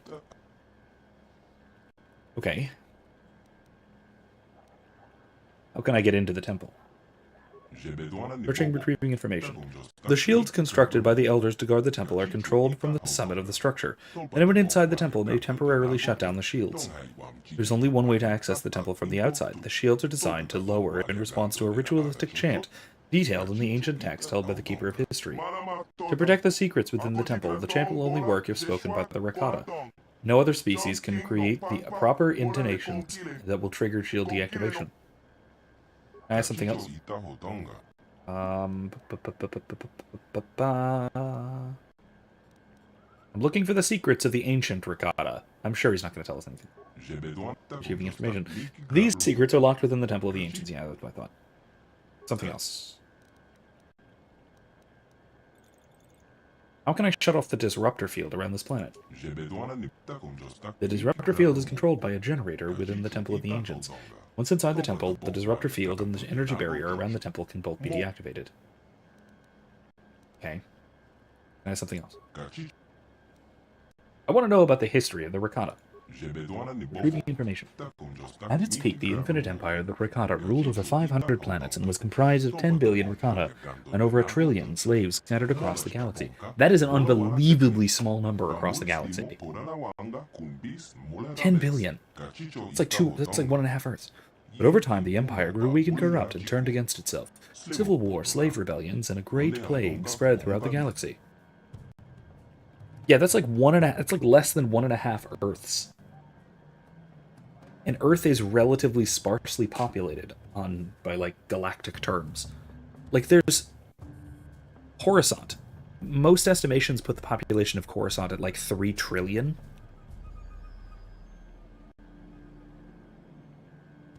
$10 billion Rakata? That's it?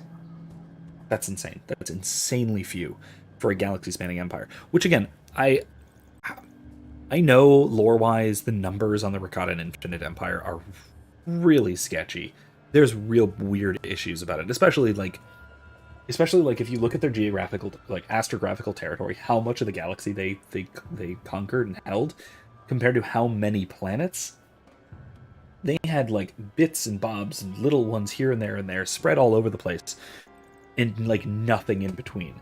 And I think it's primarily, I forget if this gets revealed here or we learn this in a later game or somewhere else, but the primary reason for that is that the Rakatan hyperdrives, like all of their technology, are powered through the Force.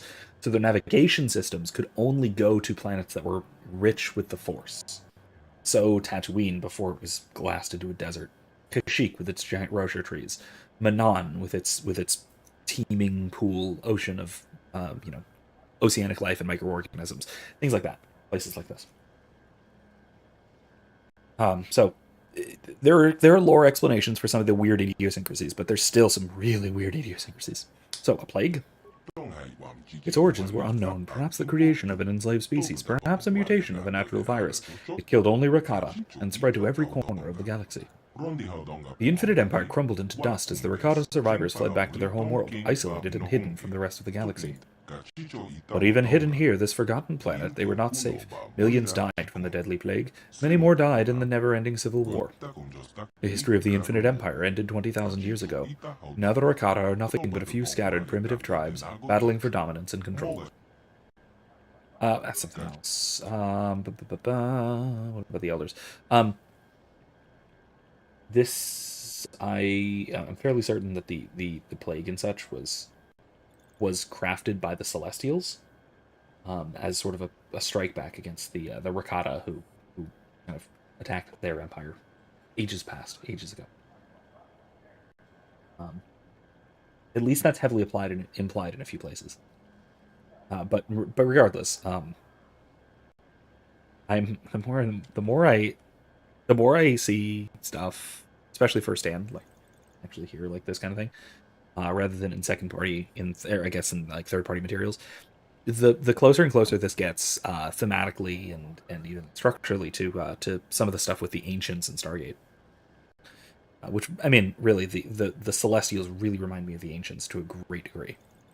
And the Rakata are vaguely Goa'uld-esque. Only really vaguely. In style, certainly. Alright. Tell me about the Elders. The Elders are descended from the Rakata priest caste. When the Infinite Empire collapsed, the Elders isolated themselves on this island, far away from the rest of Rakata society.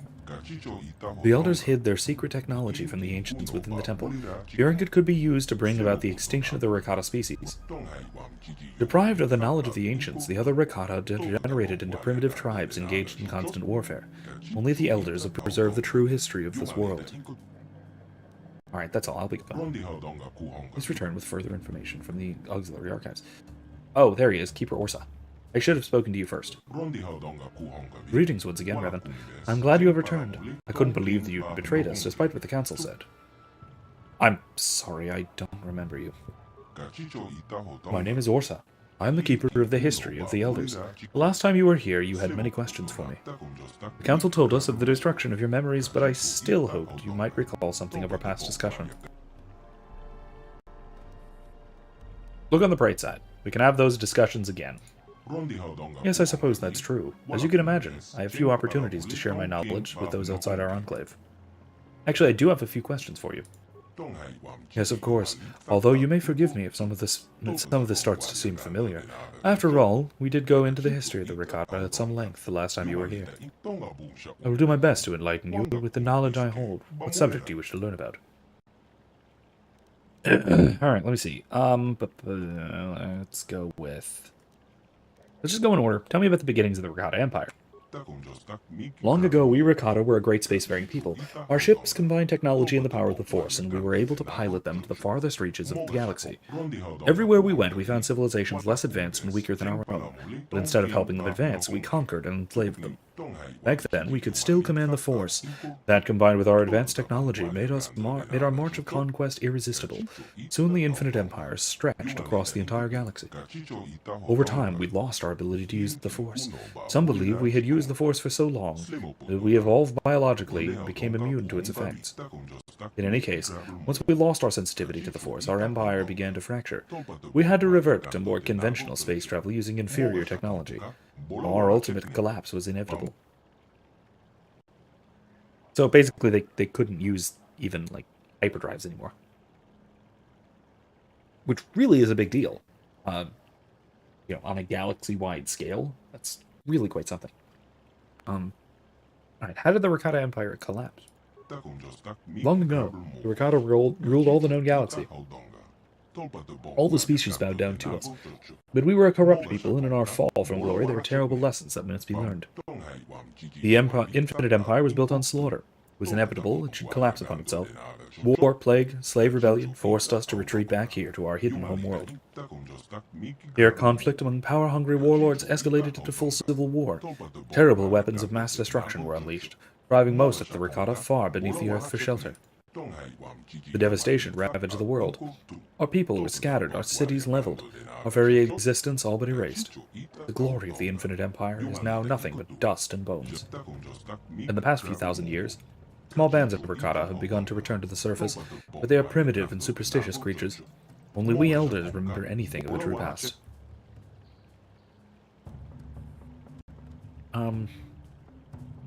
What? No! I'm gonna ask about something else. Tell me about this tribe, the Elders. We Elders are descendants of the holy priest caste of the Infinite Empire, survivors of the terrible weapons unleashed by warlords during the final collapse of our empire. Inside the Temple of the Ancients, our ancestors were safe from the devastation that forced the other Rakata to flee underground. We emerged from the temple to find an empty and ruined land. At last we understood the terrible power of our own technology. To ensure it could never be unleashed upon us again, we sealed the ancient knowledge within the temple. Do you know how to disable the disruptor field that caused my ship to crash? The disruptor field is one of the ancient defenses of the Starforge. A great generator within the Temple of the Ancients fuels it. You'll have to enter the temple to disable it. And can I ask you something else? Can you tell me about the Starforge? Much of the knowledge of our knowledge of the Starforge is lost. It was built during the height of the Infinite Empire long ago. All we know now is it casts a terrible shadow across our world.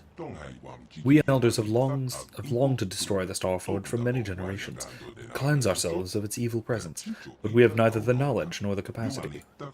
When you and Malik came here last, we saw you as saviors. We let you into the temple so you could destroy the Starforge, but instead you harnessed its dark power for yourselves. You awakened a dormant evil. Your fleet helped spread the corruption of the Starforge throughout the galaxy, and now you return as our last hope to stop what you once started. Can I ask something else? What can you tell me about the Temple of the Ancients?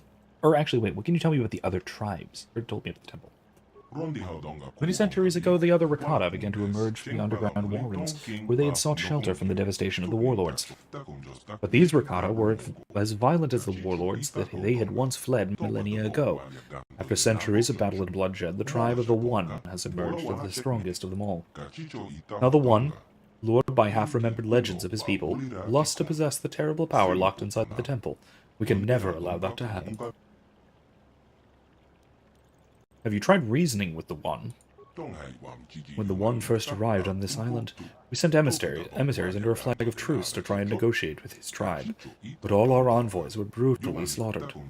We do have the technology to destroy the One and his followers, but if we kill them all, we will only prove that we have learned nothing over the past 20,000 years.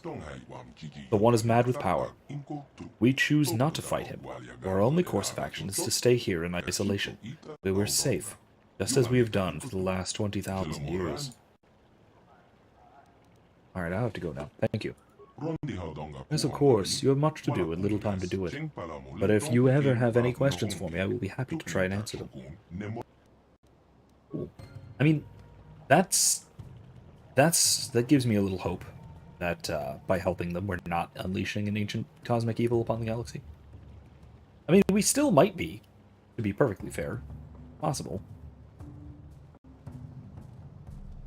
But, yeah.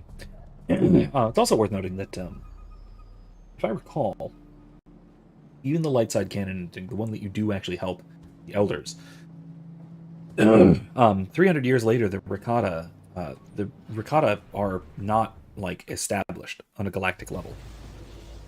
And there are still primitive tribes of Rakata on Lehan. So it didn't do a lot of good. Oh god, there's more of them? Really?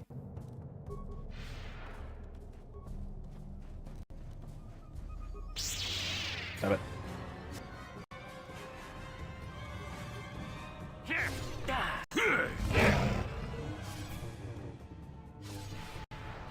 Come on, really? That's not good. There we go.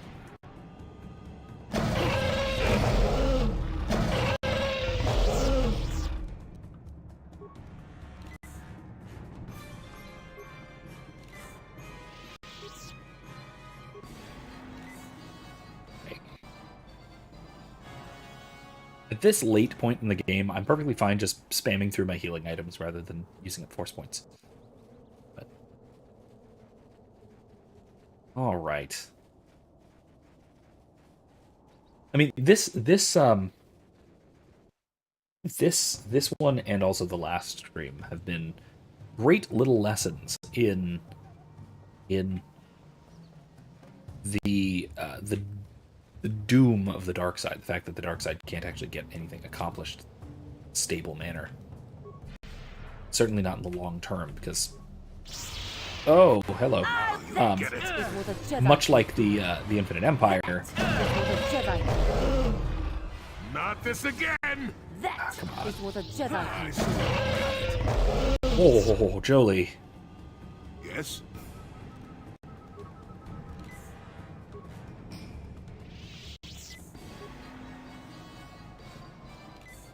Your wish? What? Maybe I should be using blasters against Rancors. I don't know. Maybe not. All right, let's head back so we can get to the One's tribe. To sneak in to his little enclave bit, his little facility. Rescue that prisoner.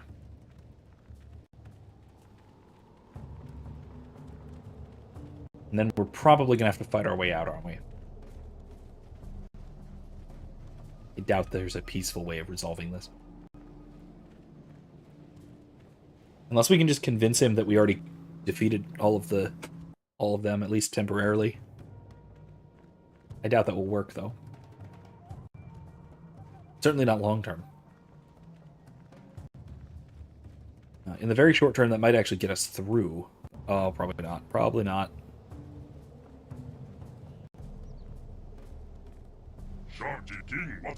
I've seen you, interloper. You are servant of the elders. The order of the One, you must die.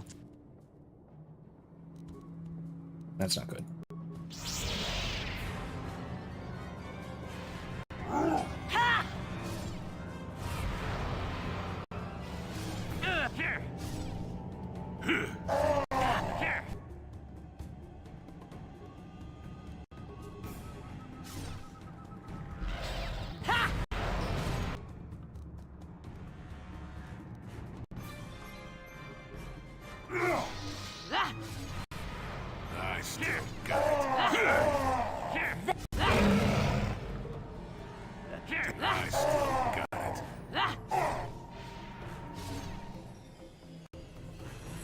Oh, geez, Jolie's down, isn't he?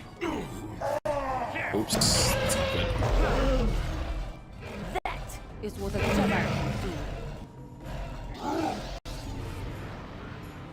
Nope, not force immunity. I don't want to do that. I want to do heal. Juhani's not doing so great.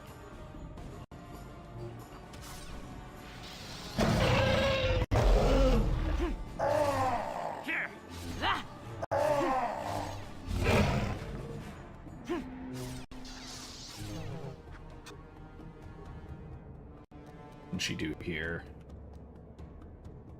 Let's whirlwind that guy. What? Yes. I will be your doom. A little dramatic. What is it? Come on, Jolie, get up.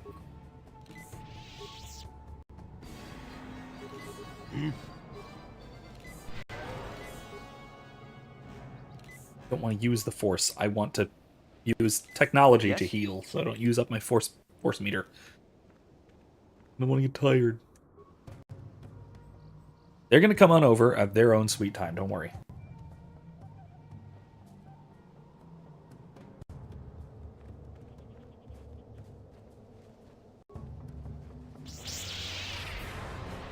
Okay.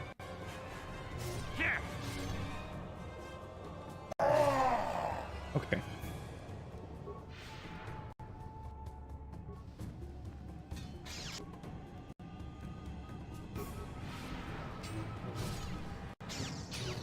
Not this again!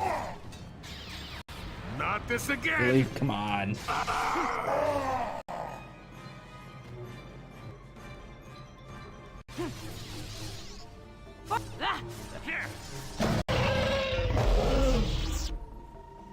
Whew, okay. Not too bad. This reminds me of our last D&D session, our Curse of Strahd game, when we were just kiting all of... there's a large group of zombies that we happened across on the road, and we just decided to sort of kite them towards us so we can deal with them a few at a time, and then turn undead the rest of them, which turned out quite well. Nice. Got it. Now you'll get it. That is what a Jedi. That is what a Jedi. For the Republic.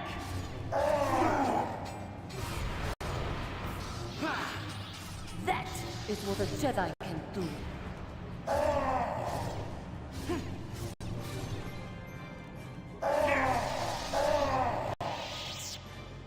Okay. Yeah, this is turning out to be easy enough. I don't want to fight. I don't want to kill their lore master, because even though they were like wrong about everything, it still like seems like there's hope to me. Oh, come on, really?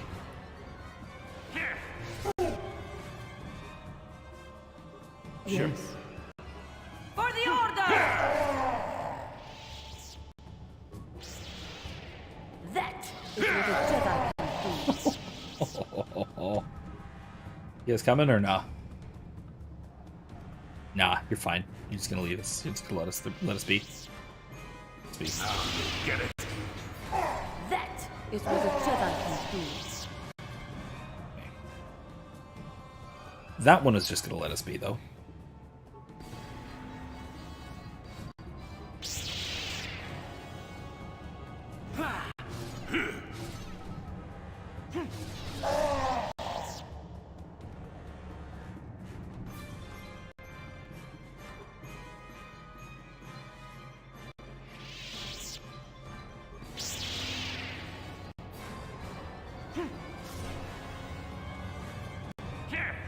Come on, guys.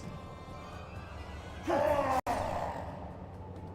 one else was going to participate, I guess. Okay, fine. Close the distance a little bit.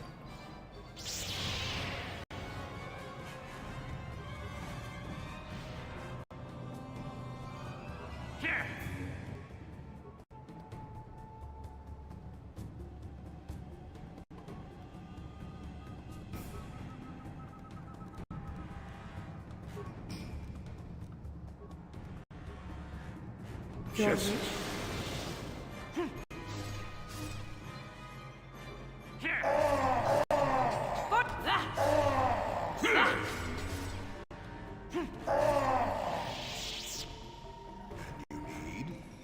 Your wish? Yes? Your wish? Sure. Okay, moving on. I mean, look, if this is all they really have to throw at us, then I think we're okay in terms of a powerful ancient empire. Your wish? I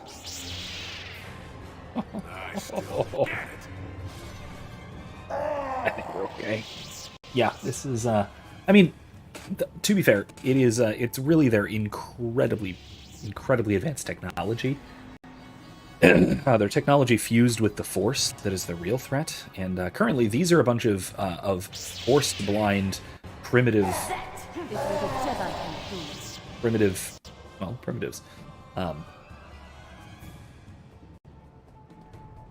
This isn't exactly what we would be facing if we managed to, if they managed to fix themselves and then also become evil. The Black Ricotta shall never.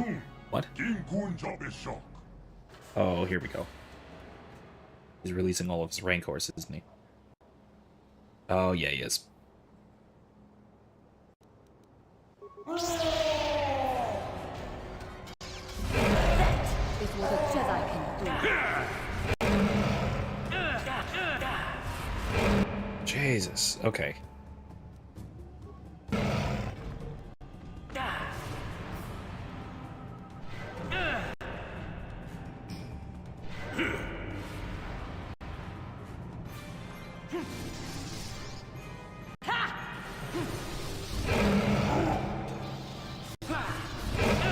Ow. I still got it.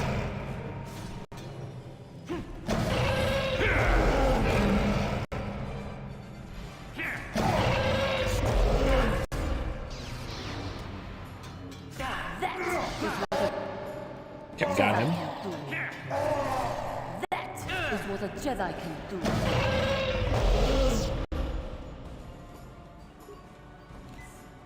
Okay, we took care of him. That wasn't so bad. Wasn't so good, but it wasn't so bad. Alright, use up these med packs, shall we? What is it? Yes? Okay, what's he got? I'm a little disappointed. I'm actually deeply disappointed that we couldn't take him alive, but... Ship parts. I think we already had what we needed for in terms of ship parts, but whatever. Follow-up question. What about the prisoner? We're supposed to be rescuing a prisoner. These were a bunch of cages for Rancors. Wait, what? Oh. Oh, that's horrifying. That's very brutal. That is way, that is probably by far the most brutal thing this game has showed us so far. You will save me from the savages and the war beasts. You're the only surviving prisoner. Yes, of the 4 of us they had captured, only I remain. I was sent by the council to save you. I don't know how I could have done it if you had not come. I suppose I'd be dead by now, like the others that captured with me. Thank you for saving me. I shall attempt to return to the Enclave on my own. I will tell the council what you have done. Thank you, I appreciate that. May the force be with you. Okay. I guess that's it. Already looted all of that. That's the... Here we go. Back the way out. Let's zoom. Oh, wait. We can level up first. Attributes. God, my strength is so low! Hate this. Modifiers to force related feats and powers. He recommends wisdom, huh? Okay. 3 points. Always max out persuade. Let's go with security. Powers. What do we got? What do we need?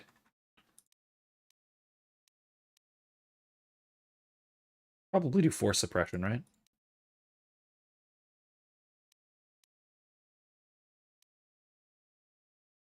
Yeah, we should probably do force suppression.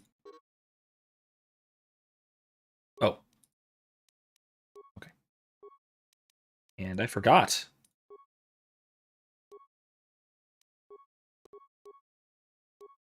We were using our, we were under-equipped. Alright, let's see. Jolie. Awareness, I guess. Beats. Toughness? Or conditioning? Yeah. Let's go with weapon focus lightsaber. Why not? Shield or Force Storm. Love Force Storm. He's close enough to the dark side to use it. Awareness, treated. Beats. Master 2 weapon fighting, absolutely. Powers, shield maybe. Egg. No, Force Storm. Absolutely. Force Storm. If anyone can take Force Storm, take Force Storm. Force Storm's incredible. What just happened?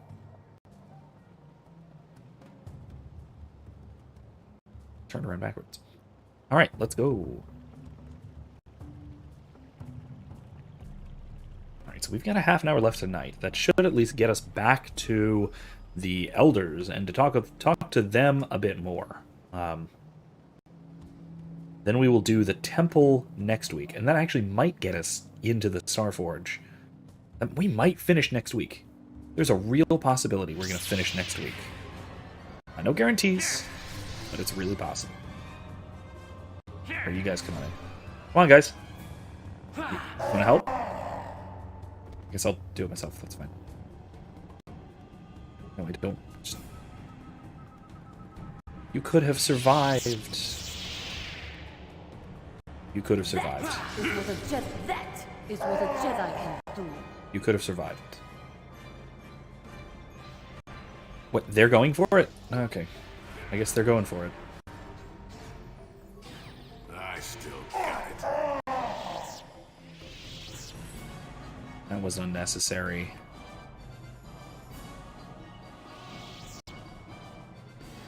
We didn't need to kill all of them.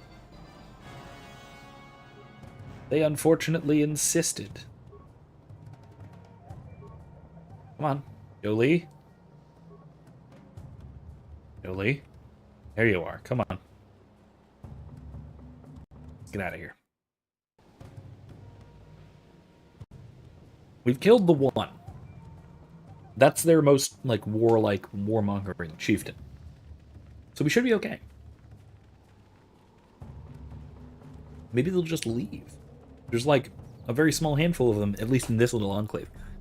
I mean, I understand that there are more members of this tribe on other islands, but their leader is dead. their big, scary, warmongering, charismatic leader is dead. That gives, I think, a good chance for peace, at least relatively.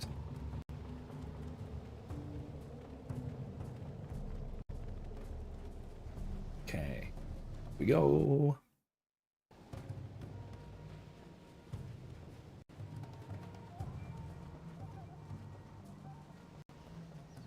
Rush on past here. We don't need to deal with Rancors. I don't want to deal with Rancors. No one wants to deal with Rancors. Does anyone want to deal with Rancors?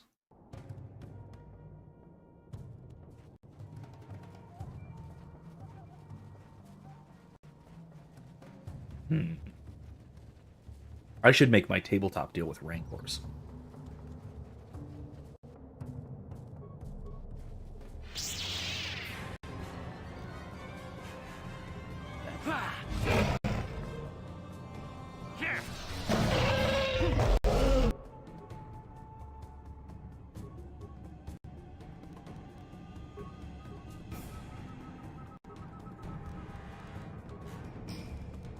For the Republic! Gareth. Okay, cool. Let's go.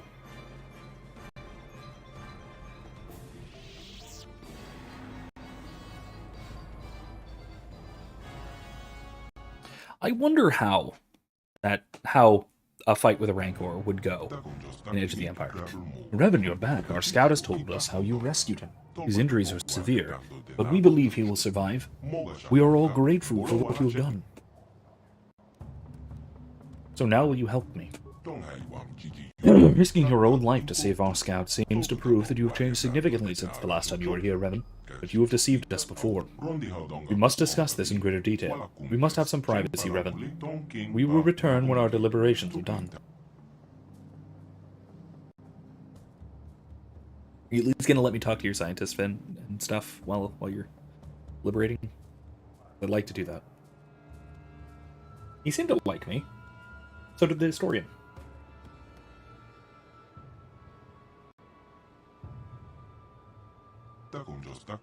Revan, you have rescued a member of our tribe from the One at great personal risk to yourself.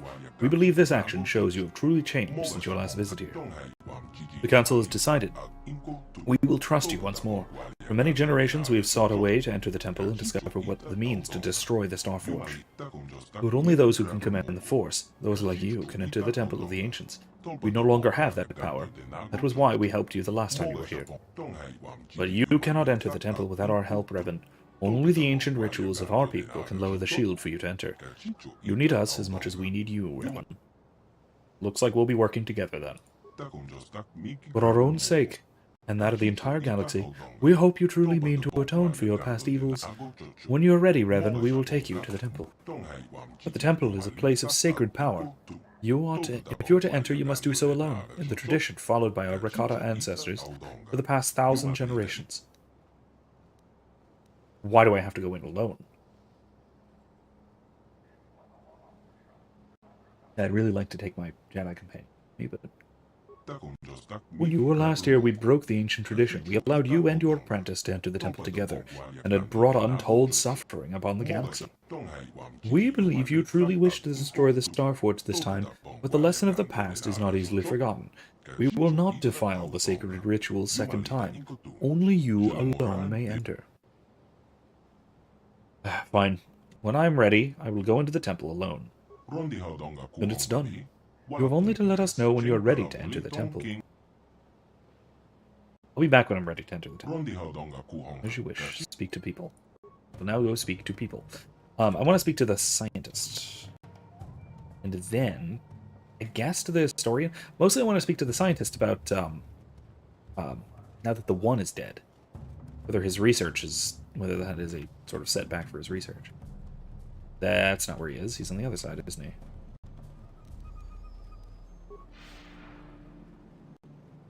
Go fast.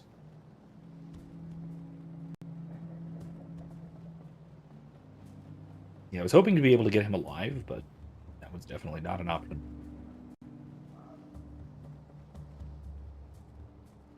Researcher Lawa. Yes, Revan, is there something I can help you with? Tell me about your research again. Blah, blah, blah, blah, blah. What happened? What's your research? Trying to rebuild your genetic structure. We believe that we have a large enough genetic sample, we can reintroduce the Force-sensitive genes back into our people, allowing us to once again access the heritage of our past. You mean the temple? I don't know how the Republican Sith will see you. How close are you to finishing? What about the one? How can I help you with your research? If only we had access to the knowledge of our ancestors. They must have known much, much more than us.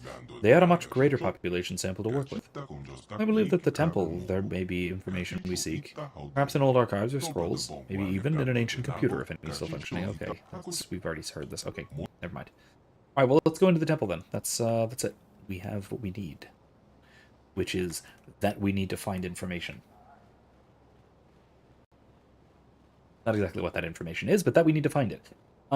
So something that I've been, before I go and talk to the elder, or the elders, Lagong.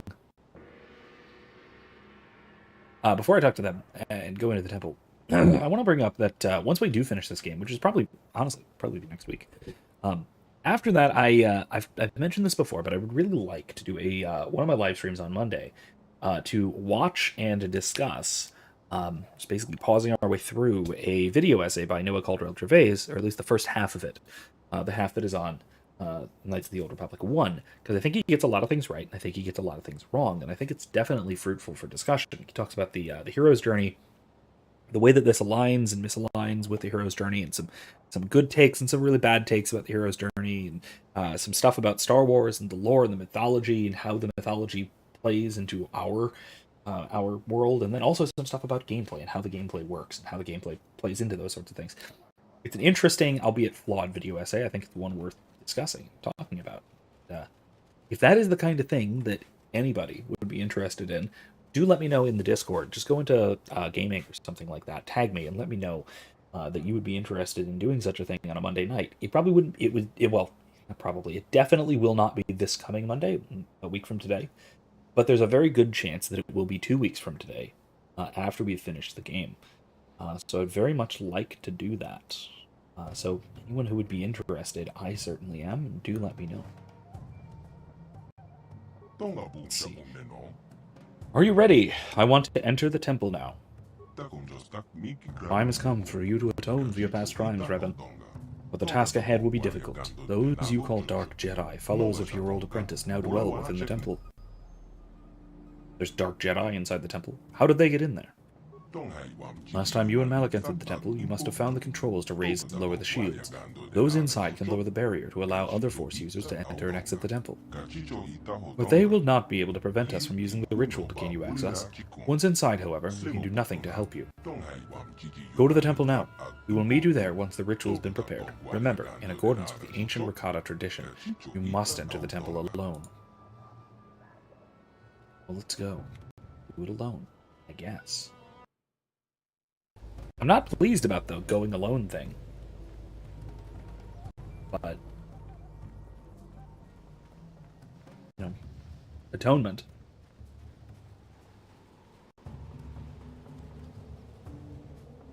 Okay, we'll go into the temple. Do a little bit of exploration and such. We've got 20 minutes. And then, if I remember everything correctly, we hopefully, fingers crossed, we should be able to finish next week. Especially if I talk while doing combat, rather than just standing in place in the middle of a conversation and talking about stuff. But we'll see. Also, if this doesn't happen. Come on, Juhani. You can do it. Up those legs. Go for it. Yeah, let's go for it. The ancient traditions state that you must enter the temple alone. I will not perform the ritual if there are others with you. Okay. Ritual time. You must speak with our guide if you wish to perform the ritual. Guide. Yes, let's go.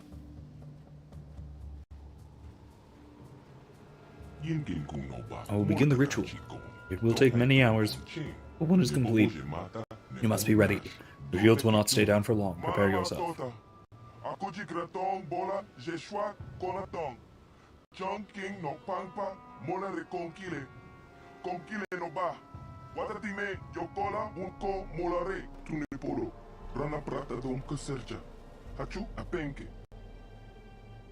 Wait, What are you guys doing you here? can't go in there alone. What are you doing here? We have had a premonition. The Force has given us a vision. There is great danger within the temple. We cannot let you face it alone.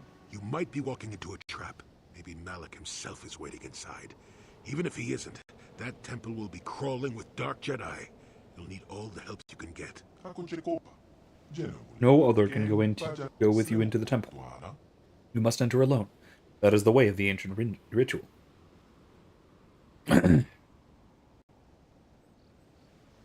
Jolie, you can't come. The Rakata won't allow it. Your destiny, maybe the fate of the entire galaxy, could be forever changed inside that temple. I'm not about to let you face that alone. Not after my premonition.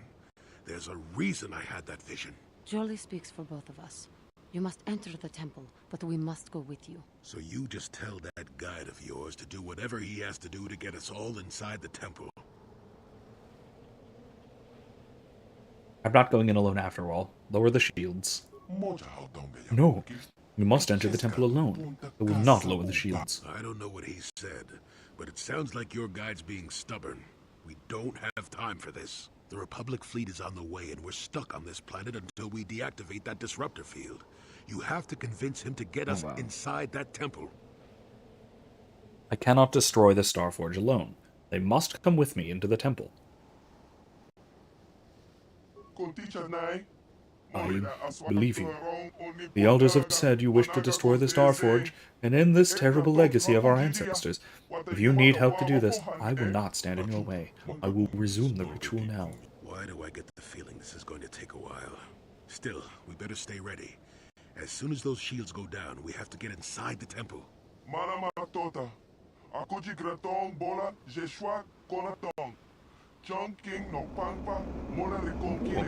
Would it really have been so much effort to make the chanting, like, lyrical, like, musical chanting?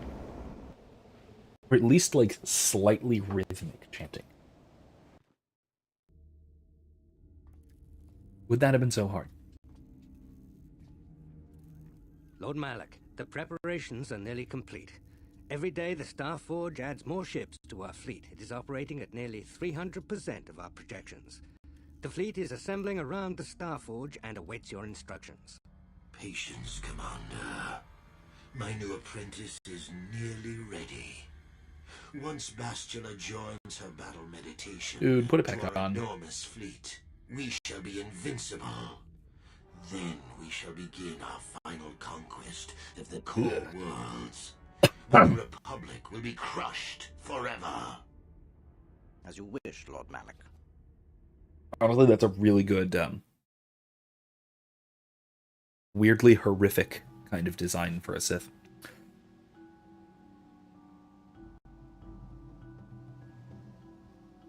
It's sufficiently different from other Sith designs we've seen at this point, especially.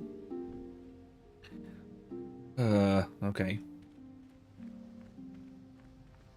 It's sufficiently different, and also it's pretty deeply creepy, really deeply creepy, in a unique sort of in a sort of body horror way, but then also in a in a familiar enough way, because it's also rather similar to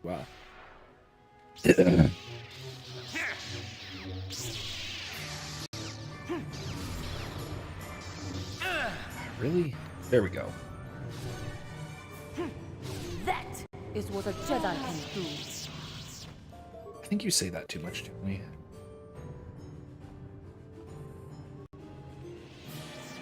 Wait a minute.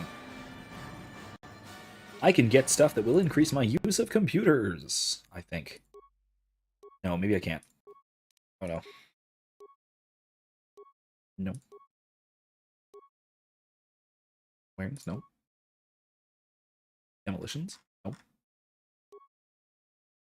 Yay, interface. That'll do it. That's at least something. Place it. Boom, blow 'em up.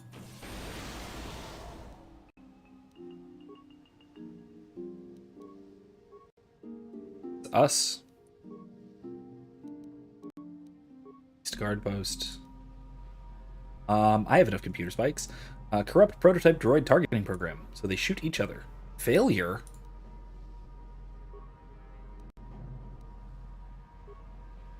Darn, that's strange. How about these guys? Yay, I can do that. Are they gonna shoot each other now, or no? Okay. Armory. Nothing. Armory exterior. Unlock armory security door. Okay. Prototype droid command room. No. Nothing in there. Obelisk corridor. Oh, turrets. Deactivate. Okay. North corridor. Droids. Deactivate uses less spikes, so let's do that.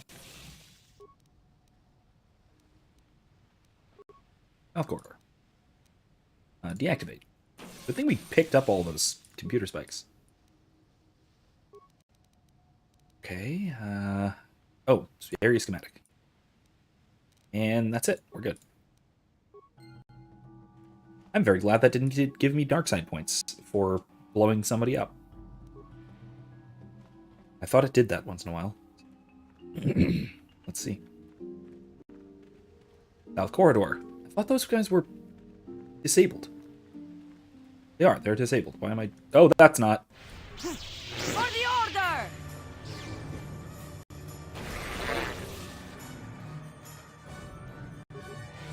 Whee! I still got it. We don't need to do this, Joey. Something on. No. Oh, I get it. Let's. Sorry. My bad. My bad, Mr. Cena. Okay, let's see. Nothing else in here. What is it? Yes? Okay. Huh?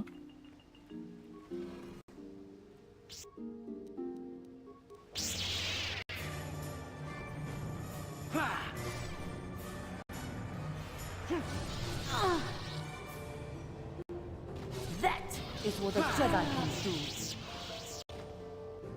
Like a triple pommel strike. Okay. Bunch of loot in here. That's good.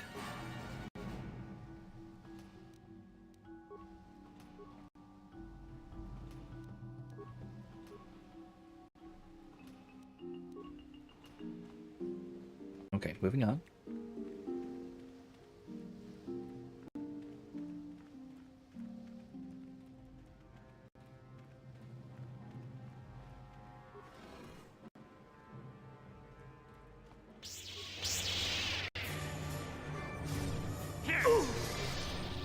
I still got it.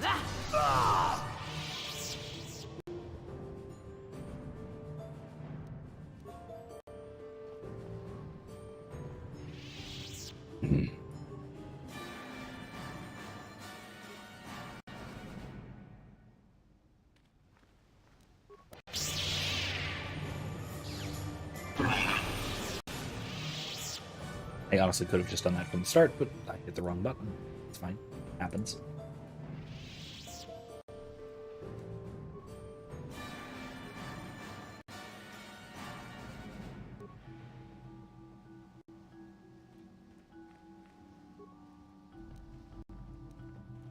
Fine, let's go through this way.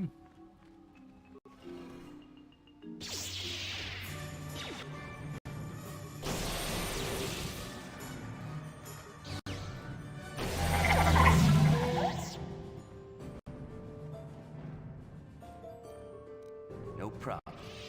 Got it. Hey, unlocked. Unlock this while No we're here. problem. Got it.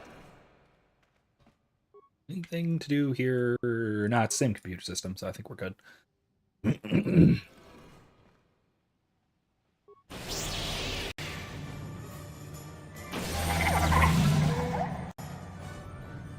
I don't think we needed to even do this. They're disabled, so...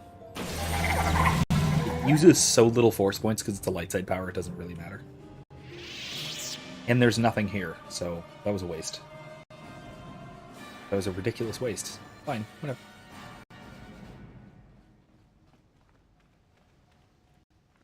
This is what downloading the area schematic is supposed to help you avoid, is running down all these dead ends. But whatever.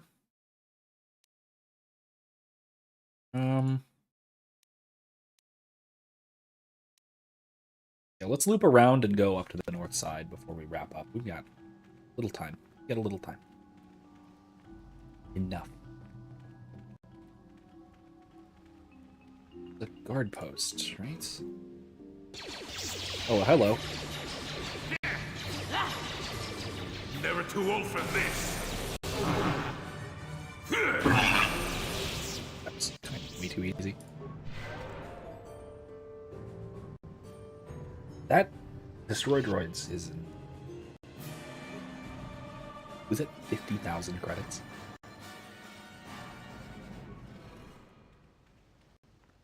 Oh no, I don't want to go down.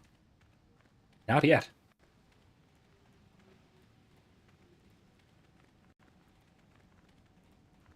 That's actually the way forward to advance the plot.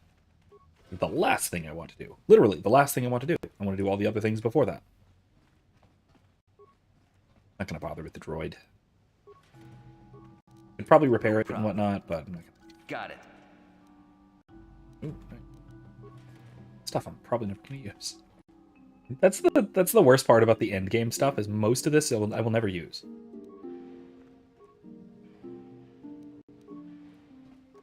No problem. Got it.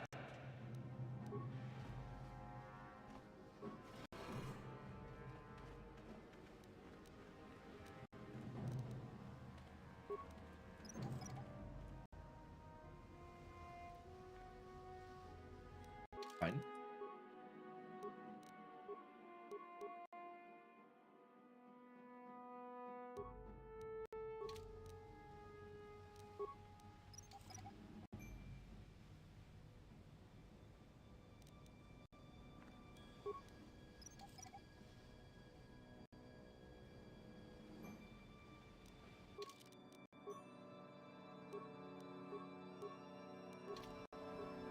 Rune-covered pillar.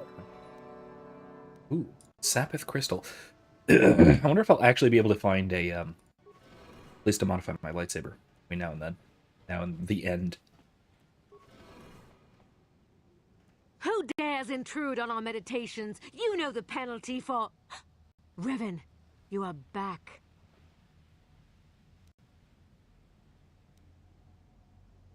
I mean, can I just say yes, move?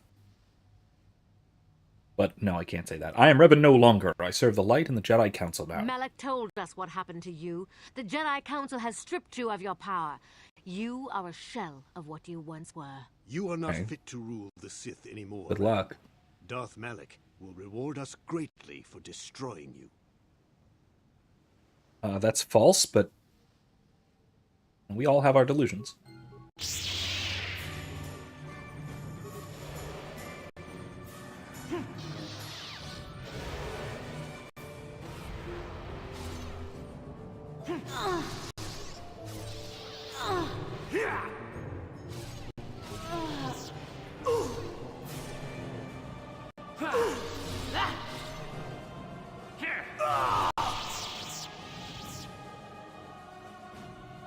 Well, we all have our delusions, like I said. Sith power gauntlets. Okay.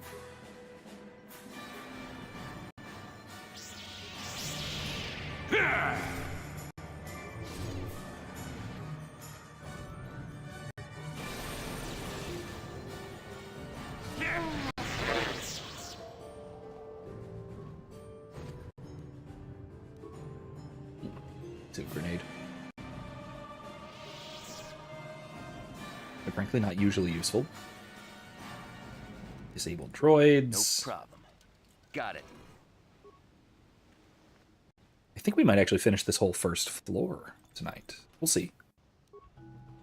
We'll see how close we get to that. Nothing here. Nothing else here.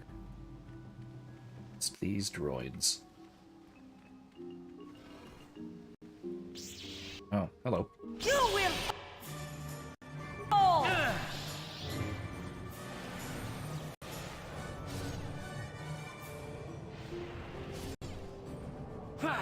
That is what a Jedi can do.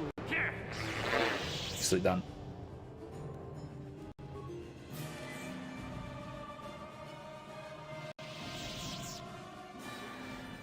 Okay.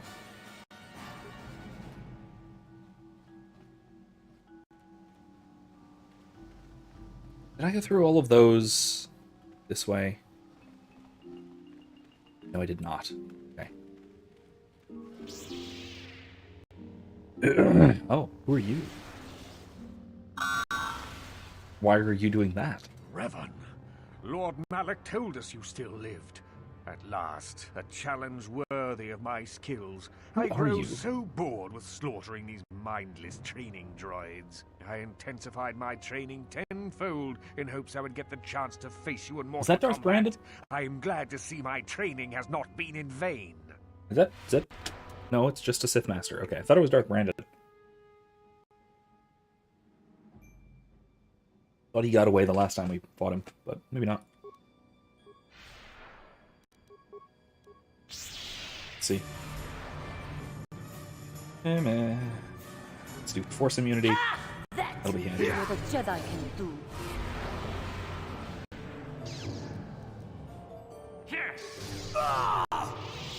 Wow! Good one, Juhani.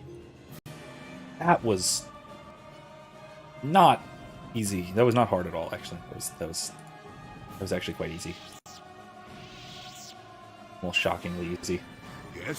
Your wish? Yes? Hey, Joey. Sorry about all that. You got an ouchie.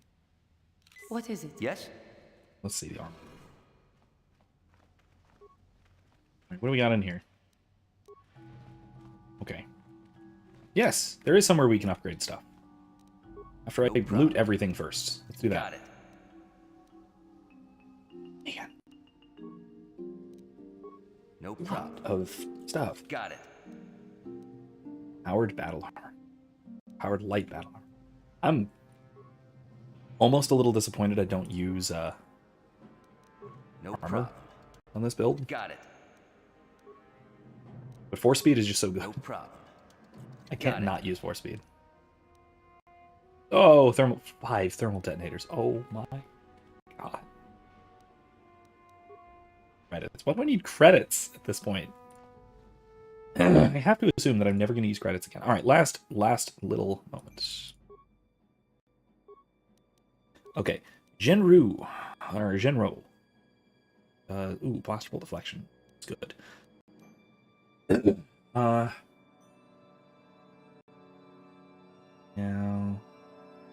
No, it's not actually great. Opala looks up versus droids. Berkrun. Droids. 1d6. No. Ari. Attack bonus plus 3. 1d8. Additional energy damage. So Lari. Whoa. Okay.